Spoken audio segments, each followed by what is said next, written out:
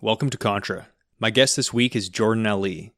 Jordan is a doctoral candidate at the University of Victoria in neuropsychology. We talked about comic books, science fiction, and had a discussion on whether or not racism is on the rise in the West.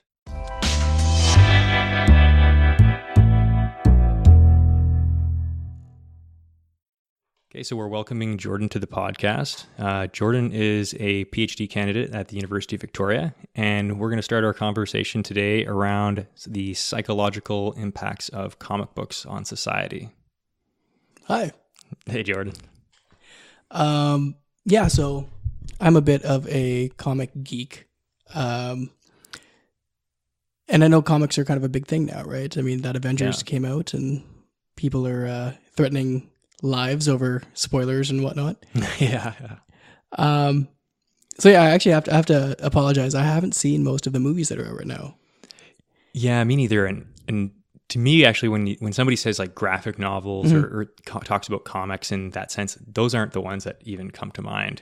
To me, I think most people, if you said comic books, that's maybe what they think of. But if you say graphic novels, people think of a kind of a different, darker genre, maybe. Yeah, and I mean, I think that has legs, right? A lot of times, graphic novels were, comics. Well, first, graphic novels often were collections of comics. They'd have like a story arc that they sort of compiled and bound together and said this was, the Infinity War, and we were selling it as a graphic novel. But as it kind of went on, the people who grew up with comic books being their primary medium of entertainment were, 40, 30. They wanted more adult fare. And so they were sort of plugging into that market. So they made more adult themes in graphic novels. Also, there are a bunch of laws and things like that. So for a long time, they couldn't sell them as comics because comics were geared toward kids. Okay. So for a while, and again, I have to apologize. I don't know the dates, but not important. Yeah. For a while there, I think up until I want to say the 70s or 80s, there was actually a law in the U.S. that comics had to abide by. It's called the Comics Code. So the bad guy couldn't win. Okay. And there are all these like strictures about how things had to go. You could never have the communists beat the Americans. Or, you couldn't have this or that. You couldn't use certain words. You couldn't have, this much sexuality or something. So I know where I was going with that, but there are all these rules. And then as soon as that kind of got taken away, people went ape and they started having actual interesting storylines. Like people had bad guys losing, or bad guys winning, good guys getting hurt, good guys dying. They had a lot more diversity. All sorts of stuff happened. So you had this sort of explosion around, the 70s, 80s, 90s in comic interest again, because people were like, oh, hey, it's not just Superman shows up, punches a dude, and it's all okay now. Yeah, and how did they identify that, like on a shelf? I'm assuming that thered be some way that a child would not just grab some extremely graphic. They have advisory content warnings, kind of like they did on CDs, right? They had that. Actually, I think it just said parental advisory or something like that. But yeah, exactly. Yeah, they have like 18 plus things in the corner and things like that. Yeah. Okay, makes sense. Yeah. So for you, like as far as the history and psychological impact, are you looking at the older comics that were mostly geared towards children, as that you mentioned before the podcast, this propaganda kind of like, I guess it would be somehow tied into the government through media? Yeah, I mean, so there's these different ages of comics, and they mostly, the golden age, silver age sort of distinction applies mostly to DC Comics because they started first. Okay. So DC Comics is the Justice League, Superman, Batman, Martian Manhunter, The Flash, those kinds of guys. Yeah. Spider-Man and all those guys are Marvel. The Avengers are Marvel. And DC Comics was basically a company that merged a bunch of other comic companies under one banner. And so DC means Detective Comics. Okay. So DC Comics is literally Detective Comics. Yeah. But in so the military, we had this term fag gear. So it's not actually homophobic at all, despite what people would maybe say, but it's full assault gear. Oh, So, but often people would say like, bring your full fag gear to the range. right. So bring your full assault gear. Yeah. I know you get this with, I guess you have the language thing, but you get like chai tea as well. Yeah. And chai just means tea in Hindi. Yeah, your TT. Yeah, terrible. But yeah, so I mean, comics definitely had this propaganda-ish feel to them, right? They serve different purposes. Superman came out, I think, in like 1936, I want to say, Action Comics. And so all of DC's stuff is sort of based in that post-war period. And all of their characters are very flat, if you will. They're sort of like super people. You have Superman, who's just like this perfect Boy Scout kind of character who's like patriotic and upstanding and everything. There's nothing wrong with him at all. Yeah. And then you had, you know, Green Lantern and all these other guys who were just they were literally these sort of idols. They weren't like real people, and they kind of showed the hope and the optimism of that sort of post-war period. Yeah. You know, we can be so good. Look at all this stuff. And then Batman came around, and Batman was a little bit different. Batman was, you know, Bob Kane and these guys, they sort of thought, we need to give an actual hero to the people of New York. Gotham was just another term for New York. Yeah. Because at the time, the mafia and stuff was taking over. The police had no control over anything. And so they basically were trying to give a sense of justice that didn't actually exist in the world. And these are kids sort of eating all this stuff up, right? They're the kids saying, oh, look at Superman, he's great. America is better than everyone else. We're beating all the Nazis and all this kind of stuff. And then Batman comes out. They're saying, oh, great, there's somebody who's going to fight for us. And, you know, he's on the wrong side of the law, but the law is part of the problem. So it's kind of neat. So they sort of like turned it on its head there. But Batman's just a hot mess. I mean, I don't know.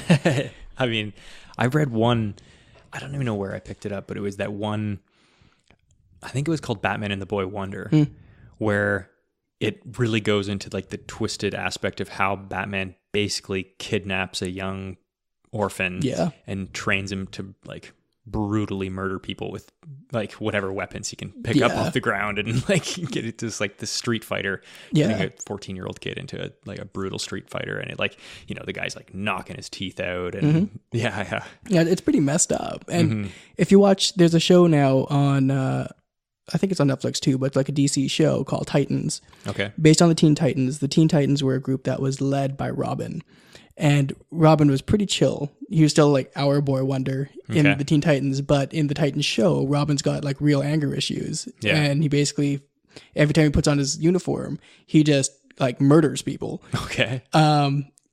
Actually, I think he literally murders people in the show like all the time. And I think that was a big piece of that, is they were basing it on that exactly. Because they said that's much more realistic. Or much more reflective of what this sort of dynamic is. Yeah. And it's much more interesting. I actually talk about that a lot when I'm talking about movies as like realism. Because I like a movie, like I like a show that's psychologically realistic. Like I was listening to somebody and they were talking about how unrealistic Harry Potter was but it's because there was like dragons and monsters and magic. And it's like, well, within the confines of that universe, like those things are real. So if you're going to go to see Harry Potter, you kind of just have to accept that they're wizards and witches, and like that is real in that universe. But when something's unrealistic, when it goes against human nature, because I think a guy like Superman is unrealistic. You almost have to disregard everything you know about how human beings work to accept.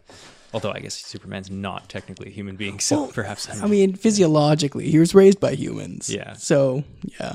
But, I mean, Superman had one moment where he was an actual hero, where he rose above all that stuff. And he said in a comic, he made the declaration that he's no longer a U.S. citizen. He said, I'm here for the world. I'm everyone's hero. I'm not here just for one country or under one banner. I'm here to save everyone and keep everyone safe. And I think within a year, because there's such an outcry, DC decided to basically redo their entire universe. They just rebooted everything. To what end? Like, in what direction? I mean, like just started over again. Like every character's story started from scratch. They called it New 52. Basically, they just stopped and said, we've been going for long enough. Let's just restart it all. Really? Yeah. Okay. Yeah, and then Marvel did the same thing somewhat later, but And you think it was tied somehow to this I declaration? feel like it was. I mean, it was just the timing was so coincidental, or maybe they knew that they were going to do that, and so they decided now is the time to have Superman do something kind of gutsy because it's not going to count anyway. And so the New 52, it's not exactly like they stopped and started over again. They sort of had like a parallel universe thing going on. But yeah, it was sort of funny. People were really, really upset, and what was funny was Superman was raised in Kansas, but I don't think at any point did he ever like say I'm just American. Right, he was part of the Justice League of America, but then so was every other superhero to be of note, just because it was an American comic, right? But it was interesting that there's such a fundamental like assumption that he was American that when that was broken, people flipped. Yeah. Because it was so funny. They're like, he's the all-American hero, but I mean, he was created by a Canadian guy. Yeah. Right, and the Well, they kind of poke fun in that in Watchmen, don't they? yeah. Where like Superman exists and he is American. Yeah. It's. I mean, he's so. I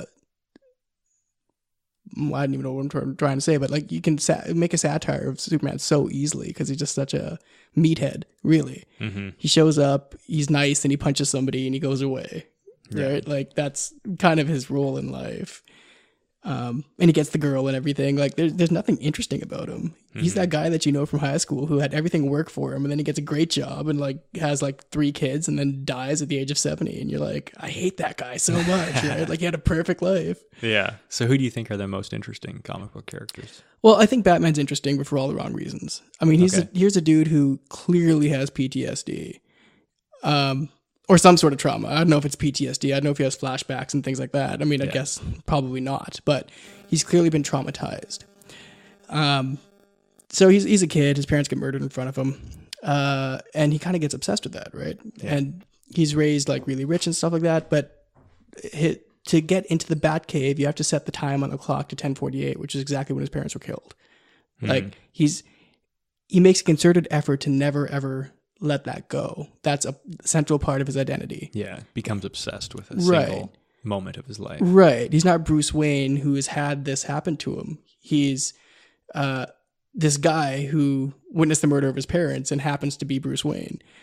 Right? That's more him, that kid, than whatever else he's built. All right. And no, he's just all sorts of weird. Like he has real control issues, which I guess you'd have if your parents were taken from you randomly in the middle of the night.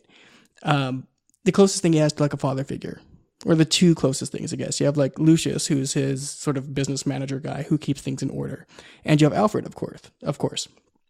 Now at the beginning, Alfred was a totally different character, but Alfred, as you know him now, is his butler. And one of the few people who knows Batman's secrets. But both these guys are in his employ, which means like at the time that he was like 10 years old, at any time he could have fired these guys. Yeah. Right. So already we have kind of a weird structure. Yeah. Where he's in control of the people who should be in control. Right. And you have a really weird dynamic. And then you have all this other stuff, like he kidnaps a kid. Right? Yeah. Nobody says anything. He's just like, I'm rich enough, I can do this. And everyone's like, okay, cool. So he takes in this kid and he kind of does whatever he wants. There's images of them sleeping together, which I know wasn't sexual back in the day, but I don't know. It's kind of weird. It's very weird. Right? Yeah. You have a giant mansion and you're still sleeping in the same bed with this kid that you kind of kidnapped. And that's obviously enamored with you because you pay for everything and like have taken him under your wing. Yeah. Now it sounds like Michael Jackson. Doesn't it? Yeah. It's a weird Neverlandy kind of situation. It's interesting that you mentioned that he's kind of stunted and he's almost, he's obsessed with that one moment in his life, obsessed with that time in his life. But I've had those moments in life where, you know, in my experience in the military, you know, you come out of university where you're basically, your only duty in university is to be obsessed with yourself. You know, you just, as long as you're studying hard and you just, you know, get things done. And then in the military, if you're an officer, you're thrust to platoon, you're given command of, you know, 30 to 40 people pretty much right away. And you're not actually, in my mind, you don't actually become a leader. You're just acting a part. Like you kind of piece together military people that you've worked with in basic training and stuff and kind of form an amalgam of and a kind of a projection of their influences on you, as well as a bunch of different Hollywood movies. Sure. And then you're just your own values that you bring to the table, but you're Sure. just acting a part. Yeah. And then there's been a few times, like, just like a few years later in my career, where it's like I feel like I'm acting a part, and then I stop and say, like, no, this is kind of just me now. Like, I'm not acting this way anymore. Like, I'm upset and I'm, Right. whatever issue I'm dealing with at the time, I kind of have stopped afterwards and thought, like, where do I end and where does the act begin? Yeah. And it kind of becomes a blurry line. Yeah, because we internalize so much of that, don't we? I mean, we even from when we're kids, we see people, our parents perhaps acting in a certain way, having certain gestures, Yeah. and then we start to mimic those, and then at some point they become ours. Yeah.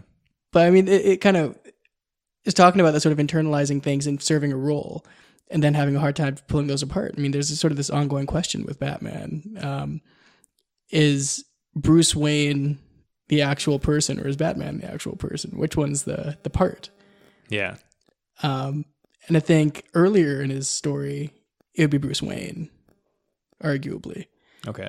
Later on, definitely it's Batman first. I mean, you almost forget he's Bruce Wayne entirely. Mm-hmm. But I mean, yeah, it's interesting. I mean, it's hard to know, like, that sort of piece.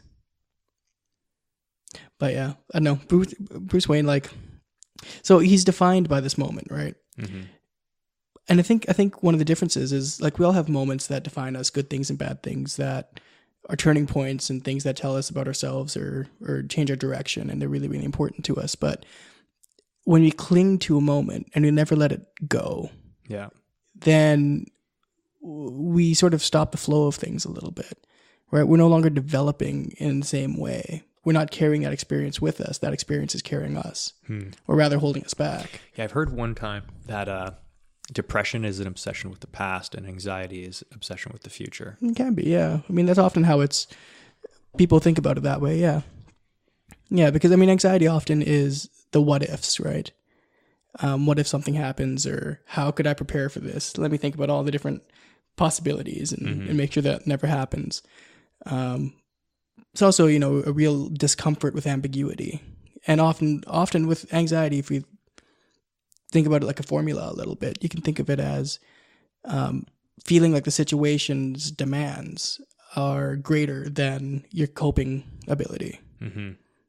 Right? So they'll obviously be disaster because they don't think I can cope with things. Yeah. And so to deal with that, we sort of make all these plans and things like that, and we think about all this stuff, and that can sort of spiral out of control. Yeah. And it's interesting too, to me, like, I think it was Jordan Peterson that first gave me this idea of, or at least the lens to look at yourself as kind of a distribution of infinite number of selves over the time frame of your life. So, depending on your confidence level, you give yourself more or less credit to get things done. Like, if you have confidence in your ability to get out of a situation, you're more willing to put yourself in a compromising situation just because you have faith in your future self. And I think some people's competence is, much higher than they give themselves credit for, right? But they're consistently holding themselves back because they don't want to put themselves in that compromising situation. And other people are consistently getting themselves in shit because they give themselves no resources to solve this immense problem and procrastinate it. And you know what I mean? And so, yeah, he really kind of like, had kind of like that almost integration of, looking at yourself as a being that stretches across time rather than just somebody that's existing now that has a past affecting it. And I was thinking about this idea of karma and how karma, not just being an abstract thing, could actually like manifest itself. If you take that as a granted, you're a being that exists across time. The way you're going to treat yourself is highly influenced by the way that you treat other people in your life. So if you're consistently taking advantage of others and taking from others to benefit yourself unfairly, maybe that'll actually bleed into your life in the way that you rob your future self of some opportunity to get a little bit more for yourself, your current self. And I was kind of thinking about that as a bit of my own personal philosophy and like how maybe, bad actions against other people, like how that actually will in a very concrete way come and bite you down the road, because it's a learned behavior of how to treat other people. And as far as your here and now, future you is another person. Yeah. Yeah. I mean, we collect experiences, and each experience tells us a little bit more about ourselves. Right. And, I think, I know with the question of like karma, if we're using it in this sort of way rather than like the traditional Hindu way. What is the traditional Hindu way? Do you know? Karma kicks in next lifetime around. Oh, okay. I didn't realize that. Yeah, Buddhists would think that there's sort of this, when you die, there's sort of this, I don't know how to explain it exactly, like almost like a surge of energy that pushes you into your next life, and the quality of that surge is somewhat influenced by the events of your life, your actions, and all these sorts of things. And so that will determine sort of where you end up and what your next round is going to be like. Okay. But yeah, so I think you're right. I think if we think about it in sort of this relational sense. I think that's your phone, or one of our phones, like being close to this recording equipment. Let's try that. Yeah. If we think of ourselves as relationally defined, let's put it that way. Yeah. And some people do. There's actually whole therapies that are based on this. Okay. Where we don't see ourselves as a standalone thing, but rather we see ourselves as part of this interconnected web of people and situations and whatnot. Then the way that we influence any one of those nodes is going to influence us as well. I mean, it changes our development, but if we're all connected, then obviously we're changing the shape of everything, right? And I think there's some real merit to that. We do define ourselves by our relationships with others to some degree. Like, I think I'm this type of person because I've been told that, or because that person reacts this way to me. That made sense, right? That was English. Yeah. Okay, so and so I think there's that, but I also think that it's not necessarily that way. I feel like I wish it was more that way, but I do think of people like Trump, or other. But do you think he's having a good time? I think he's doing okay.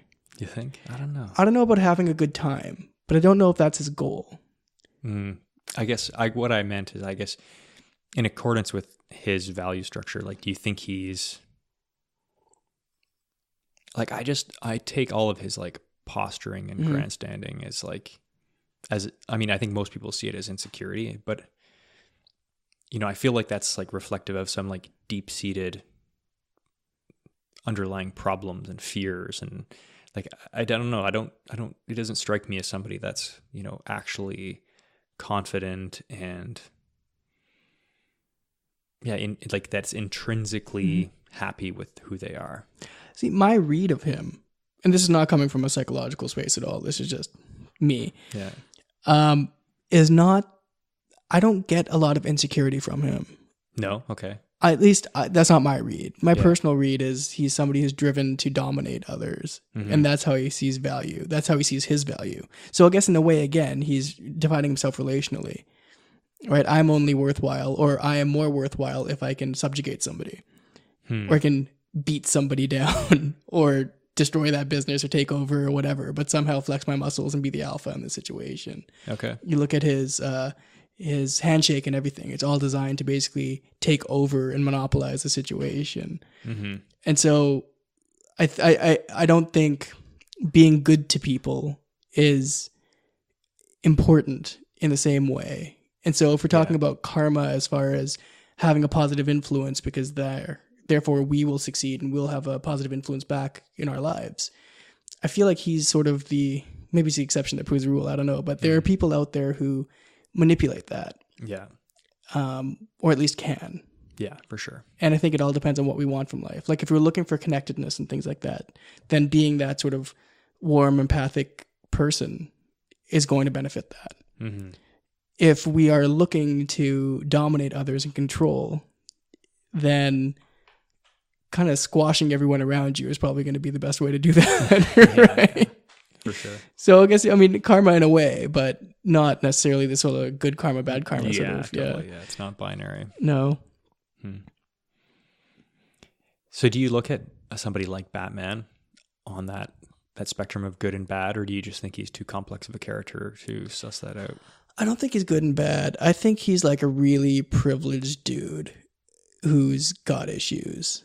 So yeah, I think I was saying he sort of has this control thing. Mm-hmm. So his girlfriends are like Catwoman and Talia al Ghul, both of whom are criminals, both of whom he could jail at any time. Okay. Right? He's like, I'll be with you. I'll get what I want. But the minute something goes not the way I want, I can shut this down. Right? Not really. That's actually kind of like an abusive relationship. That is just not, that's not good. Yeah. Same with Robin, actually. So at one point, Robin, the first Robin, Dick Grayson, did kind of say, hey, Batman, not digging this anymore. And they had this huge falling out. Batman like disowned him. Mm-hmm. I think he beat on him a little bit too. And then he got like another Robin to replace that one. Yeah, of course. Yeah. Another orphan. He got a couple of them. So Jason Todd was a kid that was stealing the hubcaps off the Batmobile. Okay. And he's like, hey, a vagrant. Yeah, I'm going to take that kid in. And then summarily he gets him killed, sort of. Okay. Yeah, it's a spoiler, but it's like a 20-year-old spoiler, so I'm not too worried about it. Fair. It's not Game of Thrones from Sunday. Right. With the Starbucks cup. Oh. Yeah. But Jason Todd, in The Killing Joke, which is a graphic novel, Jason Todd gets kidnapped by the Joker and killed. And the Joker is basically trying to see how far he can push Batman, because Batman's whole thing is, I don't kill people. And so Joker's like a Daria kind of thing, right? And so there's a lot of, to this day, there's a lot of discussion about exactly what the Joker's motivations were and exactly what he was shooting for. Some say he wanted to show Batman just how frail his own sense of self and integrity is. Mm-hmm. And that he failed because Batman didn't kill him. Yeah. But then other people say he just sort of wanted to demonstrate how futile all that is, how meaningless it all is. Yeah. Right? You stand for something great. I'll still kill all those people around you. You're not saving anyone. You're not doing anybody any good. All you're doing is being selfish, and you're standing for your own stuff at the expense of everyone around you, because it's more important to be consistent, kind of like the cognitive dissonance thing, than to save people, really. It's about you. It's not about them. Yeah, I see what you mean. Right? And then Batman placed his own moral code above the lives of others. That's an argument. And Jason Todd actually comes back later on through magical means, because comic books, and accuses him of that exact thing. He says, you could have saved me. Why didn't you save me? Like, you raised me, you saved me from the streets and stuff, and then you let me die. Like, how could I mean so little to you? And Batman didn't have an answer for him. But another interpretation of The Killing Joke is at the very last, like, couple cells, Batman has Joker in his clutches, and he can easily kill him. And Joker starts laughing. And then, if I remember, this is a long time ago, Batman starts laughing too. And then it cuts out. Because they both realize that they're locked in step. That really, Batman is the antithesis of Joker, but no different. They're two sides of the same coin.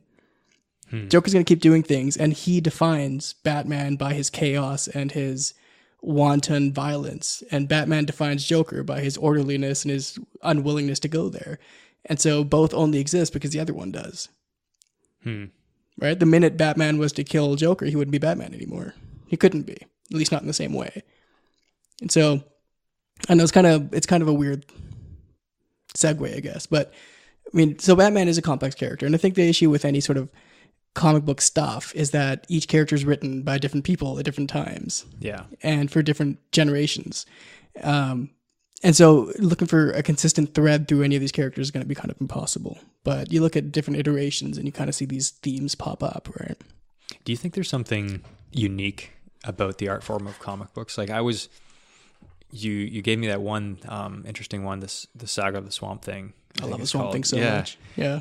And looking at that, it's not just a novel with pictures, right? I think if you've never read a comic book, people would think like, oh, it's just a novel with pictures. But there is aspects you can get across that you're showing these pictures, right? So, and it's not just it's definitely a very unique art form, right? Yeah. You know, if you just took the text of the Swamp Thing and put it in a book and read it, it wouldn't make any sense. Right. You couldn't. There'd just be a ton of information lost, and it just wouldn't be a cohesive story anymore. Do you think there's something unique that can be transferred to the reader? Oh yeah, because of that art form that you can't get with a novel. I mean, obviously, you know, you could write the Swamp Thing as a novel; it would have to be rewritten. But do you think there's some like elements of storytelling that are very best told in that graphic novel format? I think comics and graphic novels are magic. Yeah. In what sense? Like if you think about them, they sort of were a big thing, for kids at least, around the time that movies were sort of becoming a thing. The talkies were coming out, right? But the talkies they couldn't hold like a candle to the cinematography and stuff that you would see in comics. You have these perspectives that just don't exist in real life. All sorts of stuff like that, like the dynamism with which you see things. It's engaging and it captures your attention and your imagination. And not only that, but I mean, you have all these sci-fi and fantasy sort of storylines that are brought to life now because you can see them. Right? This is what the spaceship looks like. This is what that planet might look like, and that's a really, really cool thing. But now, I mean, it's interesting because I think they've lost their relevance a little bit. And so you see because of movies? Because of movies. Yeah. And so you see this transition now with Marvel and DC's trying, but their movies have been pretty rough. But people transitioning, these publishers are transitioning to being movie companies first. And their comics are following suit. So before, a movie used to be based on a comic. Now the comics are being based on the movies. Oh, really? Somewhat, yeah. Like their costumes are being based on the movie costumes. Their abilities are being based on movie abilities because it just worked better, or because that's what this generation is used to. Yeah. And so that makes me a little sad because I'm a bit of a purist. So I like the idea of a consistent universe that maybe movies were dipping into. But then if I think about it, I mean, comics are retconned so much. They're changed all the time. At one point, they just say, you know what? Superman could always fly. At the beginning, he couldn't. He could just jump really far. But no, that's just something he could always do from when he was a child. Let's just not talk about that period of time when he couldn't. So, I mean, there's never really been a consistent universe. So what's the difference if it's in movie format, right? But I don't know, with But I guess that's what I'm trying to get at. If there's some sort of unique method of storytelling that can only be that the comics still have, is that, are we losing something there? Because I mean, my favorite graphic novel, like I mentioned, is Watchmen. I think that is just like a masterpiece. But I also, and the movie's the ending is different, and there's a bit of, I mean, of course, because they have a different ending, there's some aspects of the storyline that are a little different. But I think the movie was actually like excellent. Yeah, I thought it was a great film. So, and it captured a lot of that comic book better than most film adaptations of novels I've seen. Yeah, you know, but I'm glad you brought up Watchmen because that's a really good example of this. I hope, because I'm going to talk about it, so I hope. So Watchmen, at least my personal opinion, I loved the graphic novel, seminal work. Yeah. And I actually quite liked the movie. The ending of the movie was quite different from that of the graphic novel, and I thought it was way better. The graphic novel has and I'm all for like sort of fantastical things, but the ending seemed so fantastical in the comic that it didn't seem consistent with the fantasy of the actual universe it was in. Okay. It to me is a little too out there. And just like, actually, just because most people probably haven't read that. Right. I'm trying not to give spoilers, but that also is over 20 years old. So. Yeah, I think we can do that. So correct me if I'm wrong, but the ending, basically the plot of Watchmen is there's this mad scientist, well, I don't know, brilliant kind of former superhero, that he's assembling a bunch of scientists, and he creates, and the doomsday clock is ticking like it's this, what era would you describe that? Post-Vietnam War, if the Americans had won the Vietnam War. And essentially he is worried that the Russians and the Americans will destroy the entire world in an effort to obliterate each other first. Right. So he creates this genetically engineered mutant creature, and then has this this thing teleported to multiple different cities, Right. like a couple of these different creatures. And when they get there, they emit this like psychological blast of unease and death, like destruction feeling, and then they're obliterated. But what people think is that it's this alien species that is trying to teleport itself or somehow come to Earth and destroy Earth. So it basically unifies the world as to fight this new common threat. enemy. Yeah, the whole common enemy. And then he has to displace this like penultimate superhero in the process that would interfere with them. Yeah. And then the movie, of course, it does a similar thing, except it uses this like ultimate superhero's powers, which he kind of provides to this evil genius / superhero in order to trigger these like explosions around the world, which he believes is a threat from this ultimate hero who's turned against humanity. Right. So it was a couple things there. So yeah, so the whole giant alien psychic squid, a bit out there for me, and that's saying a lot. I can take a lot of out there, but I think the reason why was because the graphic novel was done in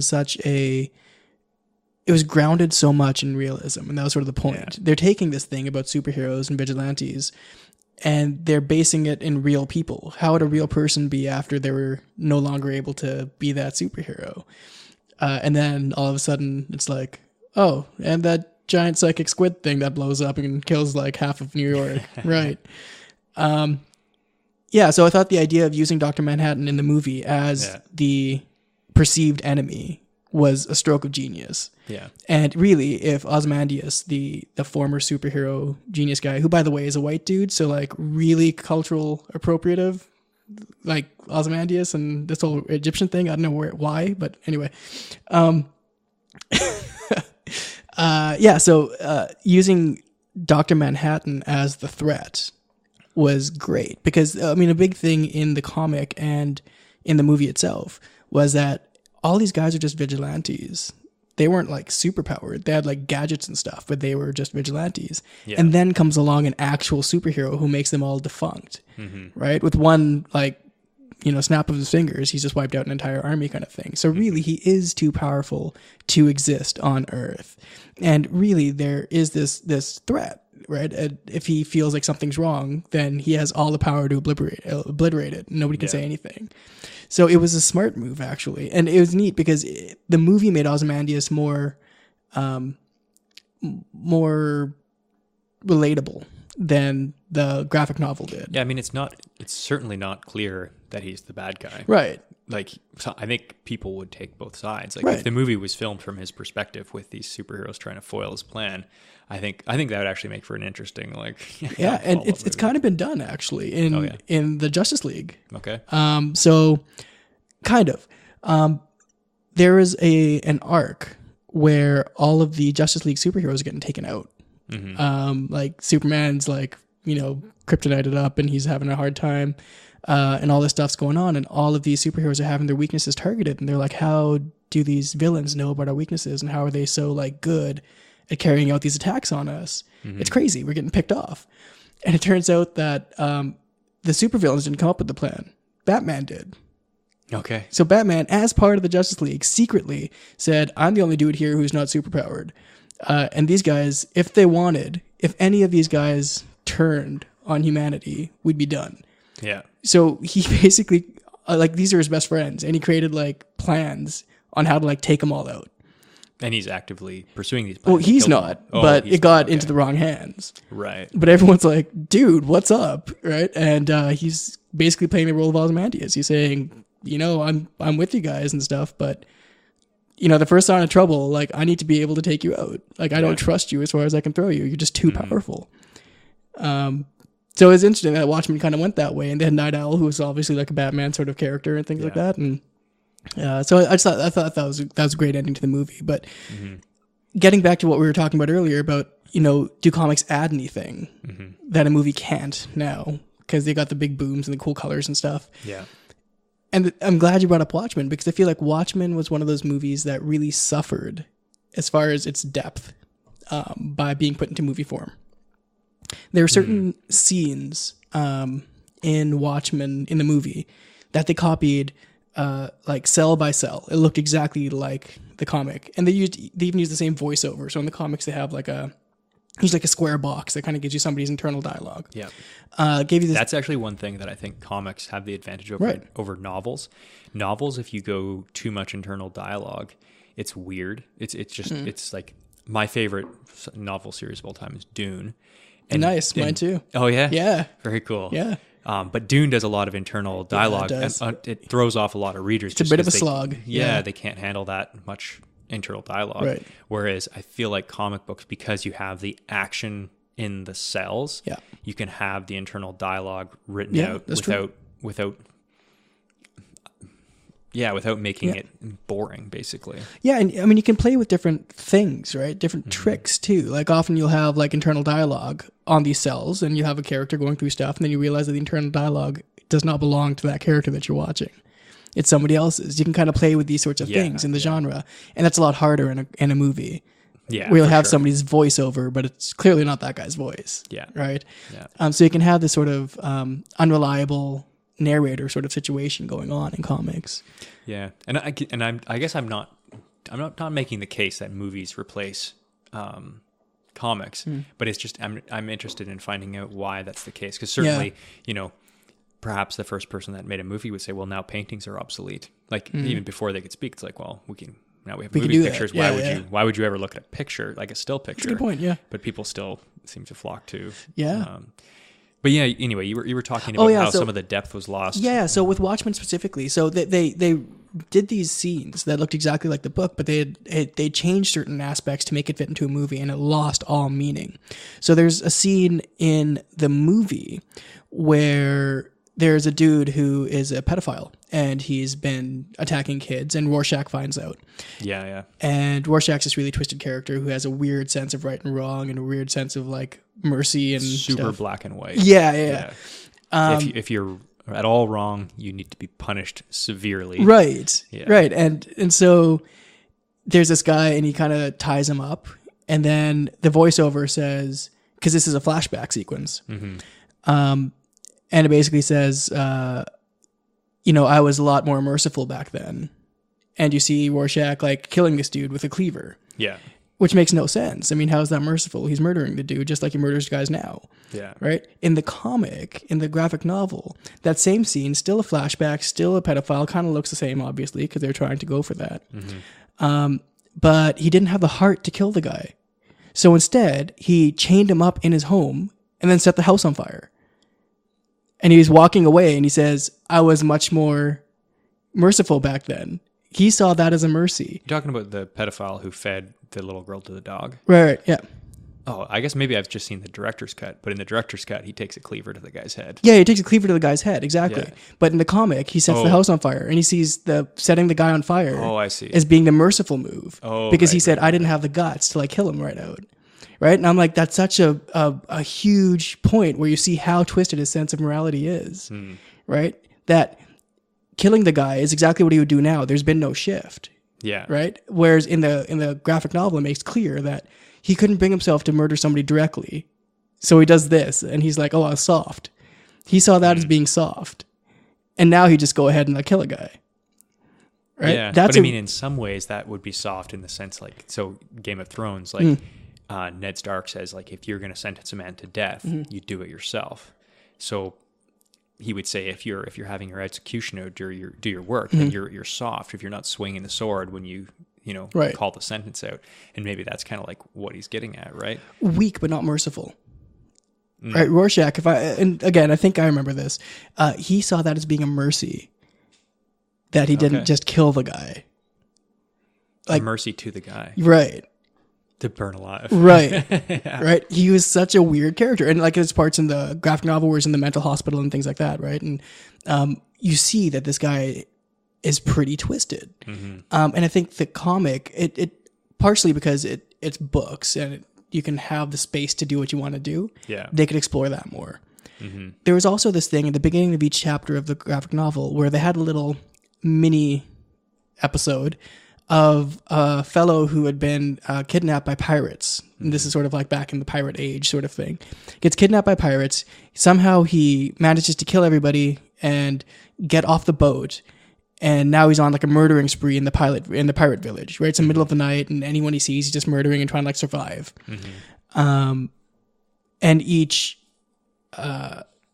chapter is another chapter of this little story. Yeah. Until you get to the very, very end of it. And the last chapter of this pirate story is that he was home the whole time. He never got taken away. The land that he thought he had like escaped to was actually him just jumping off the boat in his own home port. And he was killing like his own family and stuff. He didn't even know. Right. And then that was paralleled by what Ozymandias is doing. He was saying it was like he killed his own people for the, out of like this false sense of whatever. But like these sorts of things, like you can't do that in a movie as well, right? Have these like weird like asides. Yeah. It just doesn't work as well. And so a comic kind of merges the beauty of the art and things. I mean, the art's a huge thing. Like I've been drawing since I was a kid, and it's purely because of the X-Men. Okay. But you have all of that. You have the visual piece, but you also have, I think, the depth and the intricacy of a written text.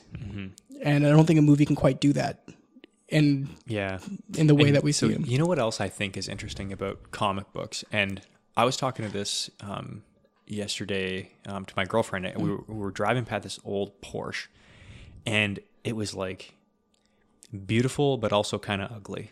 But beautiful in an ugly kind of way. And it's like, and I don't actually know this for a fact, but my assumption is that car, there's one, German, I think Porsche's German, Porsche. Yeah. So one German guy that just shaped this thing out of clay, and he's like, we're done. We're going to make this like, this is car, like, and so it's just like, you're, when you look at that thing, it's like looking at one artist's vision. Right. Whereas now if you look at the, 2020 Ford Focus, it's designed by some committee, and the lights are 20% larger because this committee, some poll that we want, this looks more pleasing, right. And the stance is raised because it, the average soccer mom wants this. So it's no longer just one right. One kind of semi-sane person's it's a vision, weird chimera. Right? Yeah. It's like it's not art anymore. Yeah. Right. Whereas I think these old things, so that in that way, with a comic book, you have like one artist that's drawing it, or probably many. But anyway, it's like, let's say 5 or 6 guys that do this. So they have a lot more freedom, I would think, to explore different ideas. Whereas, it's amazing how few great movies there are, considering how much money and resources there are available to make good movies. It's like, I mean, so many times I see a movie, and it's like, I can pick out all the things wrong. Like, I wouldn't have done that. I wouldn't have done that. I wouldn't have done that. And it's like, I don't know anything about movies. And I'm sure if I'd made a movie, it'd be much worse than even the worst movie I'd ever seen. But it's amazing how poor it is, considering the resources put at it and how many people are pursuing careers in Hollywood. And I think it's just because of these committees, right? The decision, you're not looking at one person's cohesive vision anymore. It's so watered down. But, comics weren't that different, though. I mean, with graphic novels, you can have a little bit more of that, because you'll have, like, somebody who writes it and somebody who draws it, and they might just be working together and do that. Okay. With comics, like your monthly magazines, they were editors, right? So you take your ideas to the editor and say, I want to draw something this way, or can I have a whole page do this splash page because I think it'd look really cool, and the editor could say yes or no. Same with storylines. They'd say yes or no to storylines. And we have a whole lot of movies that are terrible. But there are a whole lot of comics that are pretty terrible too. Okay. You think about it, you have all these titles that come in and out of existence. And then like every month they come out with something new. There's bound to be duds. And there's whole decades that are duds for certain characters and things. Yeah. During the 80s and 90s, there's this whole like grunge kind of thing, right? Everyone is disenfranchised. Storm from the X-Men had a mohawk and leather jacket. And to be fair, that's like the hottest version of Storm in my opinion.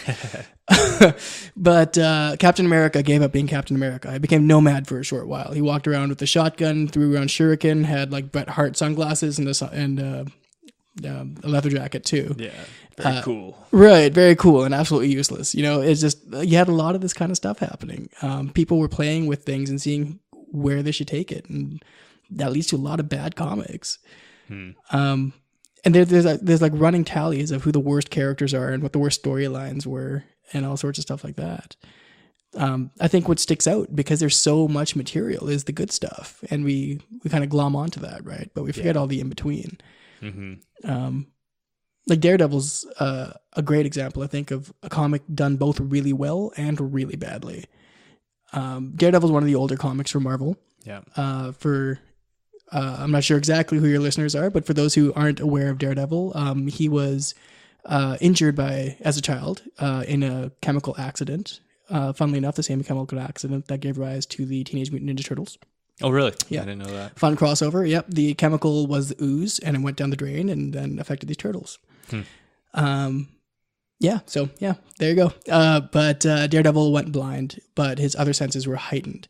Now, for a short period of time, they kept heightening his abilities. So at one point, he could feel yellow with his fingers. Yeah. It got like really bad.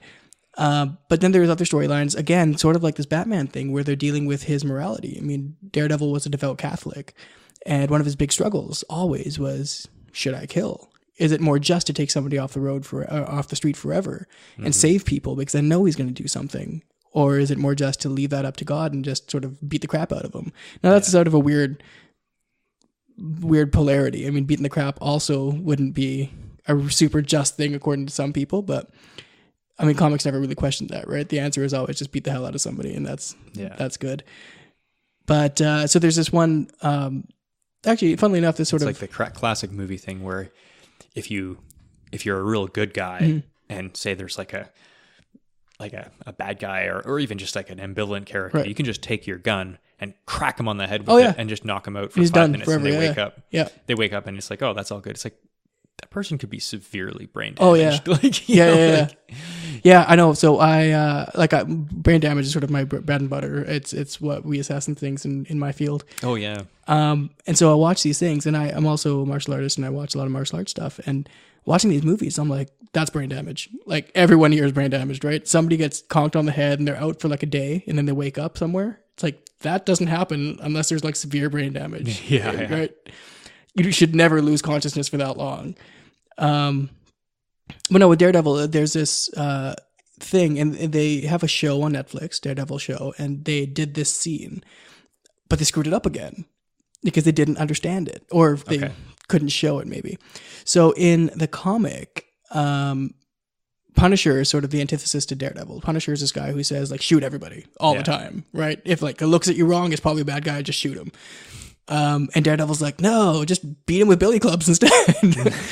And so at one point, Punisher basically chains up Daredevil in such a way that he can't move. And he attaches a gun to his hand, and he says there's one bullet in the gun. And then Punisher sets himself up on the edge of the same roof, and he says, if you don't shoot me, if you don't kill me, I'm going to shoot that guy, who's like a bad guy. But Daredevil's like, sort of like the trolley problem, right? Do I indirectly, passively allow a murder to happen, or do I murder the person that's going to do it? Either way, I'm kind of hooped. Mm-hmm. And Punisher's whole thing is, I'm going to show you how fragile your whole sense of morality is.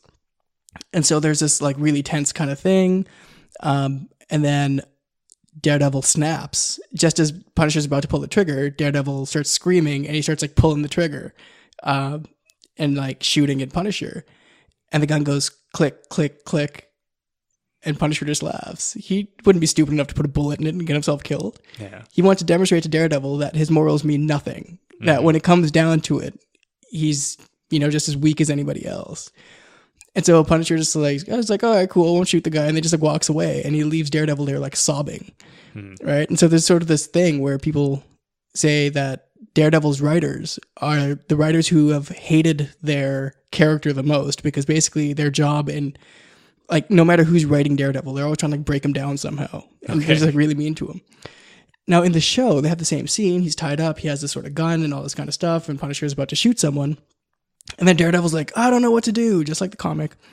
And then he's like, oh, I have an idea. And he shoots the chain that's holding him.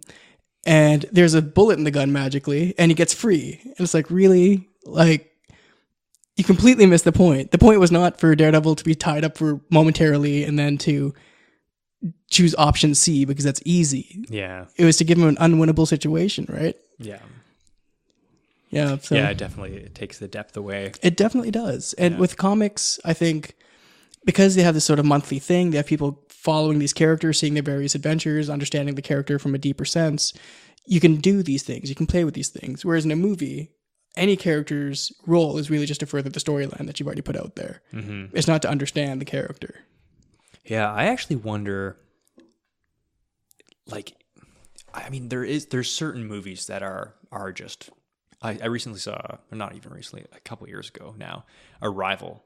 Oh. Arrival is like, was it an amazing movie in my opinion, but like most movies I see now, it's like there's very few movies that have come out that I'd rather watch than an episode of Game of Thrones. Right. Yeah. And it's not because like one episode of Game of Thrones is necessarily better than that movie. It's just because there's so many intertwined story arcs that are all like awesome, like coming together and culminating, and then it's just so engaging. Yeah. Because you have that background, just like what you said with readers with this monthly comic, you can play with so many more abstract ideas because you truly know the characters. Right. Now, a movie like Arrival wasn't really about that. It was kind of like a single idea that it was focused on, and then like almost like an essay. Yeah. But have you ever felt so much for a weird squid monster? I felt that deeply. Yeah. Yeah. But no, like you're right. I think it's part of being it's being part of this world.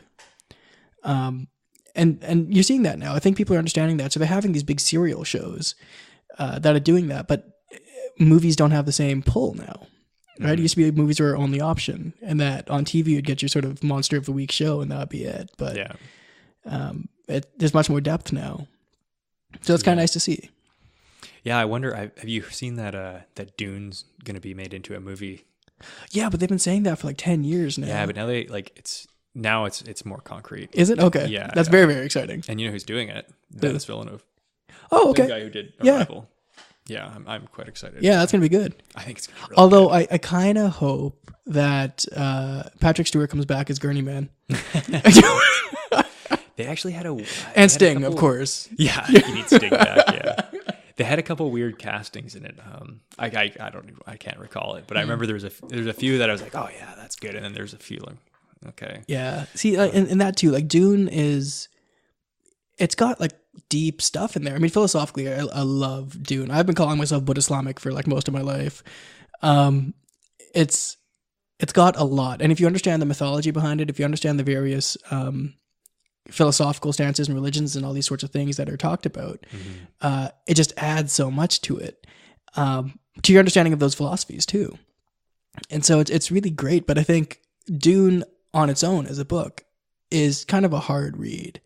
Now, Dune as a series of books is much more interesting. You learn more about the navigators. You learn about, all these things, the Bene Gesserit more and all this kind of stuff. And it creates that world. And you're like, whoa, this is a really alien place, but not in the ways you'd think necessarily. And so I think fantasy and sci-fi have always done a good job of this, and they've always understood that. I think good fantasy and sci-fi writers and good comic book writers have always understood that their strength is not in having a cool monster that somebody can punch really hard. Yeah. It's about world building first, and then stuff happens in that world. And I think movies are just starting to figure that out. Yeah, and my whole point, like, even though I am really excited for Denis Villeneuve to get his crack at Dune, at the same way I'm disappointed that it's not getting a Game of Thrones style HBO sprawling, like, because that's what would be like. Yeah, you could easily do 6 seasons of 10 episodes, hour long for Dune, for the 6 Dune books, like, easily. Yeah. And that would be unbelievable. But it would take like probably even more of a budget than Game of Thrones. Oh, I would think. Yeah. I don't know if it has enough explicit content in it. So I'm one of those weird people. I've never seen an episode of Game of Thrones. Really? I started reading the books about 5 years before the show was even like talked about. Okay. And so I have such a set idea of who looks like what and what's going on. And there are characters in the books that don't exist in the show. I don't want to mess with it. I'm still holding out. I'm hoping George R.R. Martin doesn't die of diabetes before he comes out with like the last, whatever it is, 5 books or whatever it is now. So I'll hold out. If he passes on before the end of the books, then I'll just switch gears and I'll become a show guy. But I know what's going on in the show. I kind of keep up, and somewhat. I mean, I know now it's ahead, Starbucks and all. Yeah. The last one was a little bit disappointing. Hey, but at least you could see it though, right? At least you could see it. I'm told the previous episode is so dark that nobody could make out anything. So yeah, that's something. But yeah, so with Dune, I think it'd be harder because with the books, I don't know if you've ever seen them, but they're fat, and he's very descriptive, and so basically translating that to a show or a movie is easy peasy. You literally just show what he's said. Whereas in Dune, there's so much left open. Like, what does the still suit look like? Mm-hmm. Right? Or even what does a Shai-Hulud look like? The sandworm. Like, it kind of describes it, but not really. And I know you can like put a spin on it, but there's going to be so many points like that where you're putting a spin on things. What does a Harkonnen heart plug look like? Yeah. Right? What is it even? What does even like the Harkonnen look like? You know, the floating dude. Like, I don't know.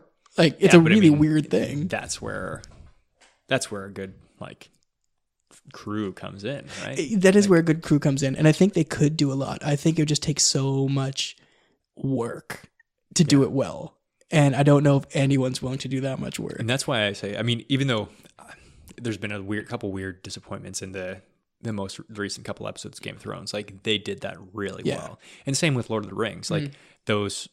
First, we won't talk about The Hobbit, but those first 3 movies, like, they do a great job.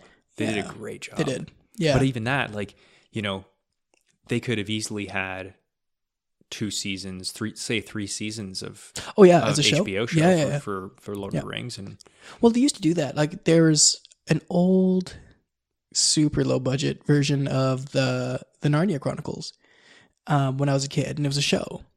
Oh, yeah. And is British, obviously. So you just see like a British person with like kind of bad blackface with a beaver suit on.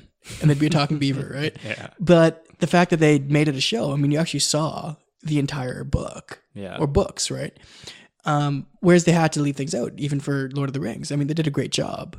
But with Lord of the Rings, I think it was a good idea because I'm one of the few nerds out there who hates the books. You hate the books. I do. I love what they stand for. I love what it came from. I love what it did for the genre. Although it's a little pigeonholey because everyone's talking about elves and dwarves all the time. It's a little sad. Mm-hmm. But the writing was, I don't need 3 pages of what hills look like. It just doesn't matter to me. Fair enough. And Tom Bombadil, I know he's important in the universe. I realize he's supposed to be a stand-in for like, God with a capital G. But come on, he's a weirdo. He just runs around singing Tom Bombadillo. Like it's really weird. And so they left him out of the movies. But I don't know. I kind of feel like if you're gonna go that like full on, you gotta go full on. No, I think there's some things you can take a creative license with, just like you said with Watchmen, right? Where they got rid of the obliterating psychic squid in favor of more realistic. Yeah, I mean it happens. Like in Blade Runner, OG Blade Runner, Philip K. Dick saw the movie and he was so surprised. He was floored, and he said that ending is way better than the ending I wrote. Oh yeah.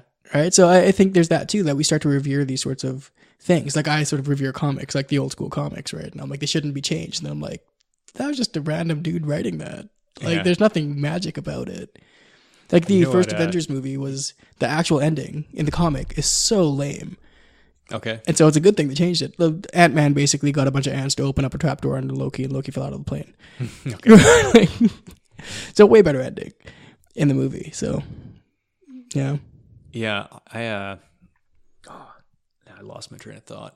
I was just thinking of what were you talking about before then? The Lord of the Rings. Lord of the Rings and creative license. Yeah, I guess so. Barbarella. No, that was just hopeful. I haven't even heard of Barbarella. What is that? Oh, Barbarella was it was sort of this retro futuristic, sexy space romp kind of thing. Like the old school, like sort of sexploitation films, right? Where it's like zombies going around pulling off girls' clothes and stuff in like the 60s and 70s. Yeah. Yeah, so Barbarella was Jane Fonda in basically a space bikini going around like fighting aliens. And it was excellent. Oh, yeah. So long, like if you're watching it for what you should be watching it for, which is a little creepy, then it's pretty good. But it's a classic. Kind of like what's it called? I want to say like Zara Dose or something. It's Sean Connery in like a red Speedo and a ponytail. Okay. And it's supposed to be like and like thigh high boots. In space. Right? It's sci-fi. I just had sci-fi. There's a lot of bad sci-fi too. Yeah, for sure. But it's like so good bad. Yeah. But yeah, no, like I realize my my shtick here is supposed to be the comic guy, so let me steer us to comics again, and something close to my heart, the X-Men. Okay. Now I think you're about the same age as me, so you may have grown up with the X-Men TV show that I grew up with, the cartoon. And so the X-Men was created to be sort of this thing, unlike a lot of the previous things where Captain America punches Nazi and Iron Man demonstrates American superiority over the Chinese and the Russians and all this kind of stuff.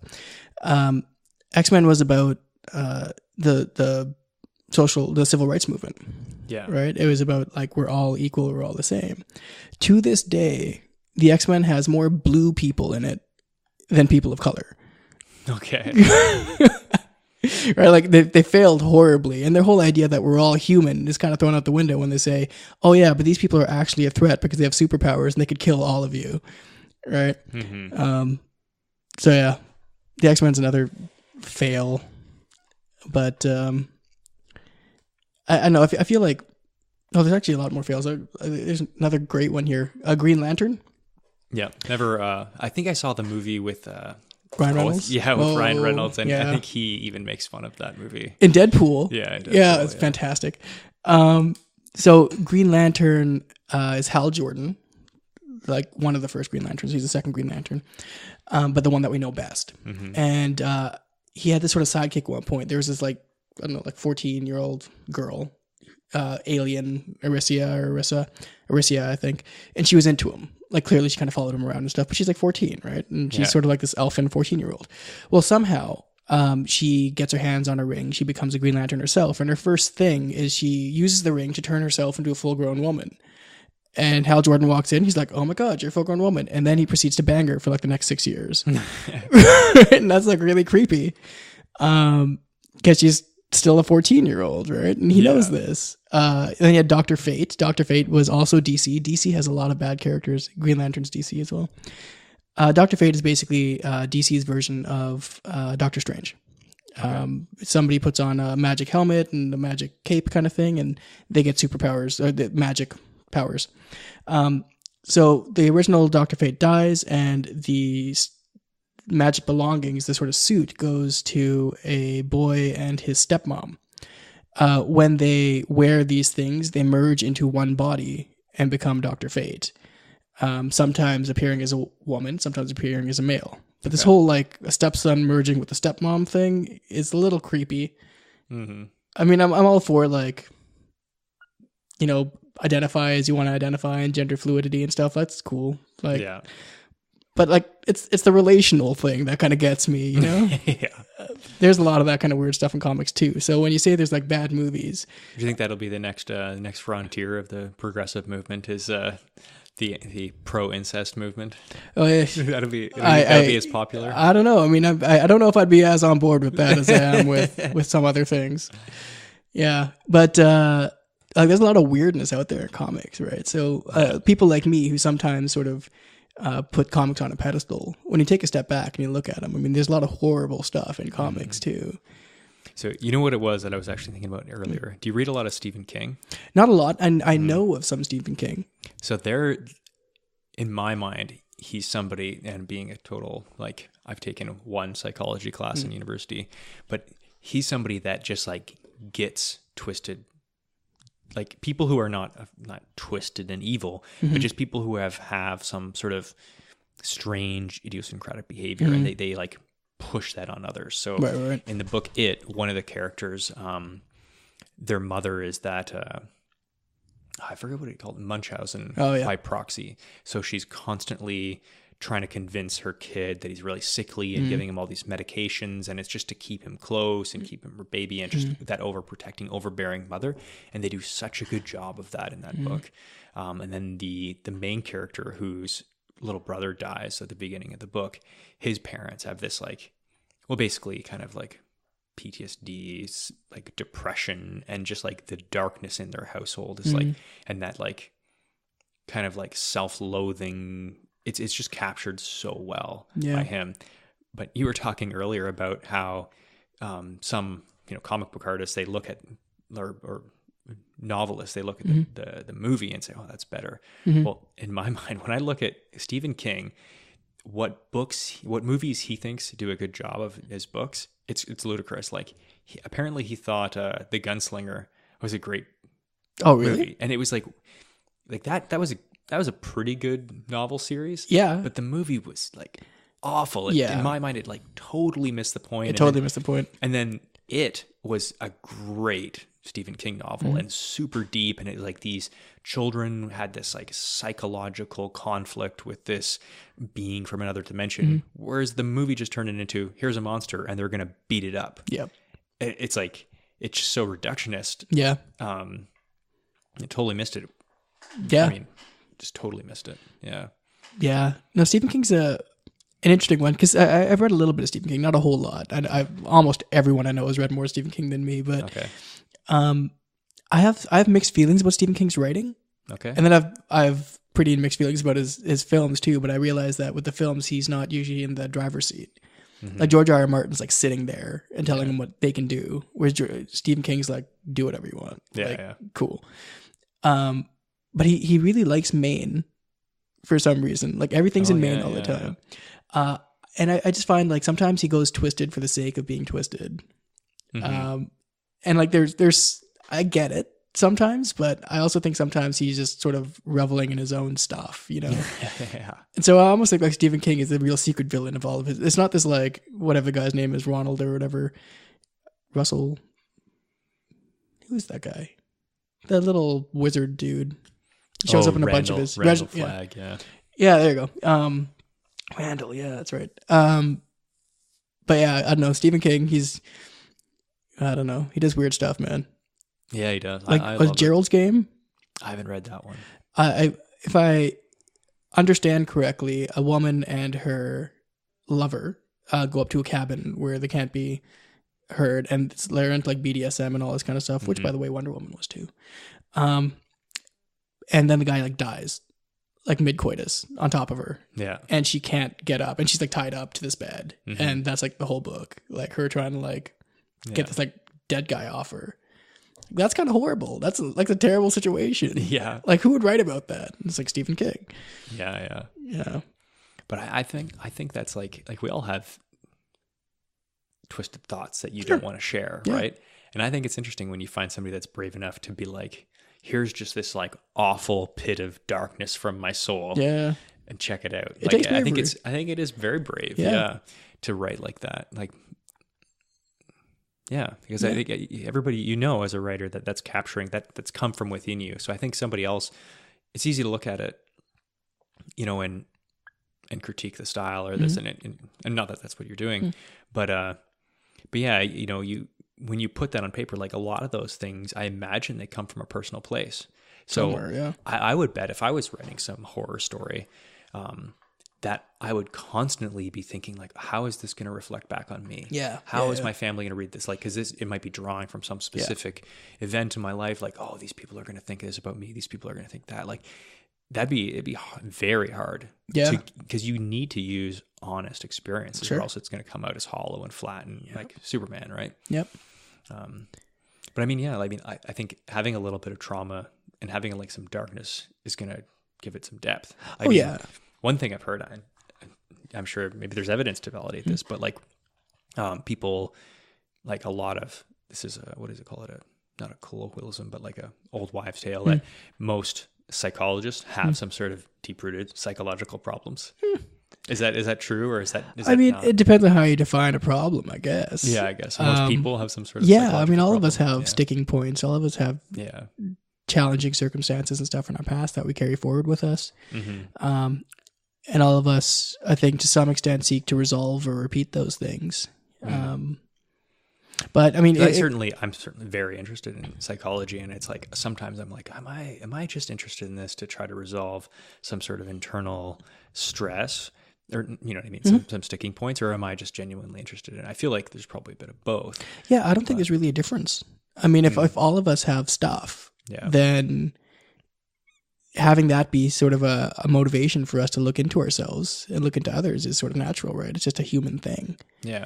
The reason I love psychology. I love talking psychology. I love the research, reading about different views and philosophies. And so my sort of way into that was I got really into philosophy when I was, I don't know, 16 through now. Yeah.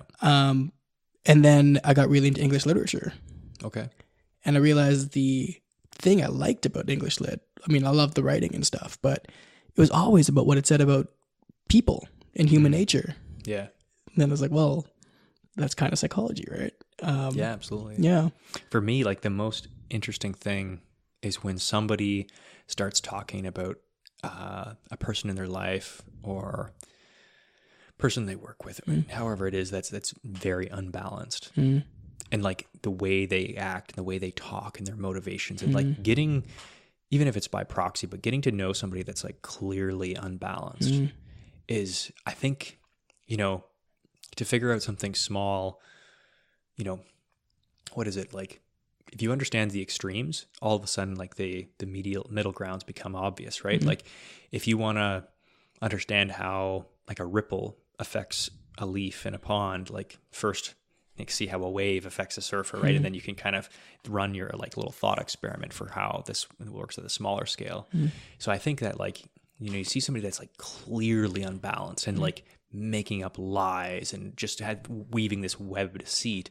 I think it's a lot easier to understand that like almost like one-dimensional, but although maybe I'm putting too much on it by saying it's one-dimensional, but it gives you like a lens to look at those like things within yourself and within others in your life that are maybe less obvious, but they're still there, right? And like, you know, because so you can kind of use extreme behaviors you see in others as sort of a mirror for your own perhaps less extreme tendencies. Yeah, and I try to do that whenever I hear about somebody that's like really unbalanced, or like where have I displayed that behavior in my life? Yeah, it's an interesting thing, isn't it? Because there is, I think he was a philosopher by trade, called Nagel. And Nagel asked this pretty simple question. He said, what is it like to be a bat? And the challenge is, it's impossible for us to understand what it would be like to be a bat, because all we can ever understand is what it's like to be a person to be a bat. We can't step that far out of our own view and our own experiences and our own knowledge and understanding. And do we even understand what it's like to be a person, or just understand what it's like to be ourselves? Well, this is the thing, right? When we see people often, especially when we're trying to make guesses about their motivations and things like that, I mean, I think a lot of times those sorts of projections can say more about us than the person. I mean, we can make educated guesses, but we don't always know. I always think, especially when you see somebody who might be struggling, for me at least, the first place to start is a place of compassion. Because I honestly think that all of us, regardless of our circumstances, given what we have going on, we are trying our best at all times. Now, what that is different depending on the day and what's happened and whatever I've been living with and all this kind of stuff. But if I kind of start from there, then I find my interpretation of everything tends to be a bit different. Whereas if I start from, I wouldn't do things that way, then I'm already starting from a place of evaluation. And I don't know if that's always super helpful. Yeah. You know what's something I wonder about when you see somebody that's like clearly unbalanced, spouting things that you assume to be false, like government's watching me, and they're just. I wonder, these people is there too much going on in their mind or too little? You know, I often think that, like, is there, if you looked into their mind and like felt their experience, would you feel lacking, or would you feel overwhelmed? I don't know. And sometimes I think that, you know, perhaps somebody that's consistently underperforming in life, in like maybe I don't know if you'd measure their IQ, but they're just not doing very well. Perhaps they have this like high mental faculties, like they're just as intelligent and just as, intelligence is even the wrong word, but just as like human, I guess, as anybody else. But they're just so like, just life is completely overwhelming. Like, I mean, I guess now you can talk about like autism, because that is actually how that manifests, right? Where they're just overwhelmed by external stimulus. But I wonder if there's a possibility, like, can people be overwhelmed by internal stimulus? Oh yeah. Yeah. Yeah. I mean, but that's not necessarily just the person that you might see who's talking to themselves either. Mm-hmm. I mean, you can have people who have panic attacks when they encounter things. Yeah. Right. Anxiety can be very, very overwhelming, and it can take over people's lives. It's Yeah. huge. Depression can be overwhelming. It just is overwhelming in a different way. It can basically pin you to your bed. So we can definitely be overwhelmed by our internal experience. We can be overwhelmed by circumstances. And some would argue that rather than either of those being true, it's our internal experience of our circumstances that would be the thing that overwhelms us. Yeah. And this is something that's interesting to me, as I look at most problems, right or wrong, as like, or most times when I'm trying to figure out a human being, I look at it as an evolutionary problem. Like, okay, where did these traits like originate? Like, why do we do these certain things? Like, I look at it from like, okay, if you look at a tribe of 150 people, how would this benefit somebody's survival? Whereas these like psychological problems, like panic attacks, like, why would human beings have panic attacks? Like, what survival mechanism does that? Oh, panic attacks are fight or flight on steroids. Mm-hmm. That's about it. I mean, fight or flight is there to protect us. Yeah. When we interpret something as a threat, then... So I'm just thinking of a situation like where you'd want fight or flight is, let's say you encounter a bear. Mm-hmm. How is having a panic attack like helping you defeat that remember, enemy? evolution is not directional. Okay.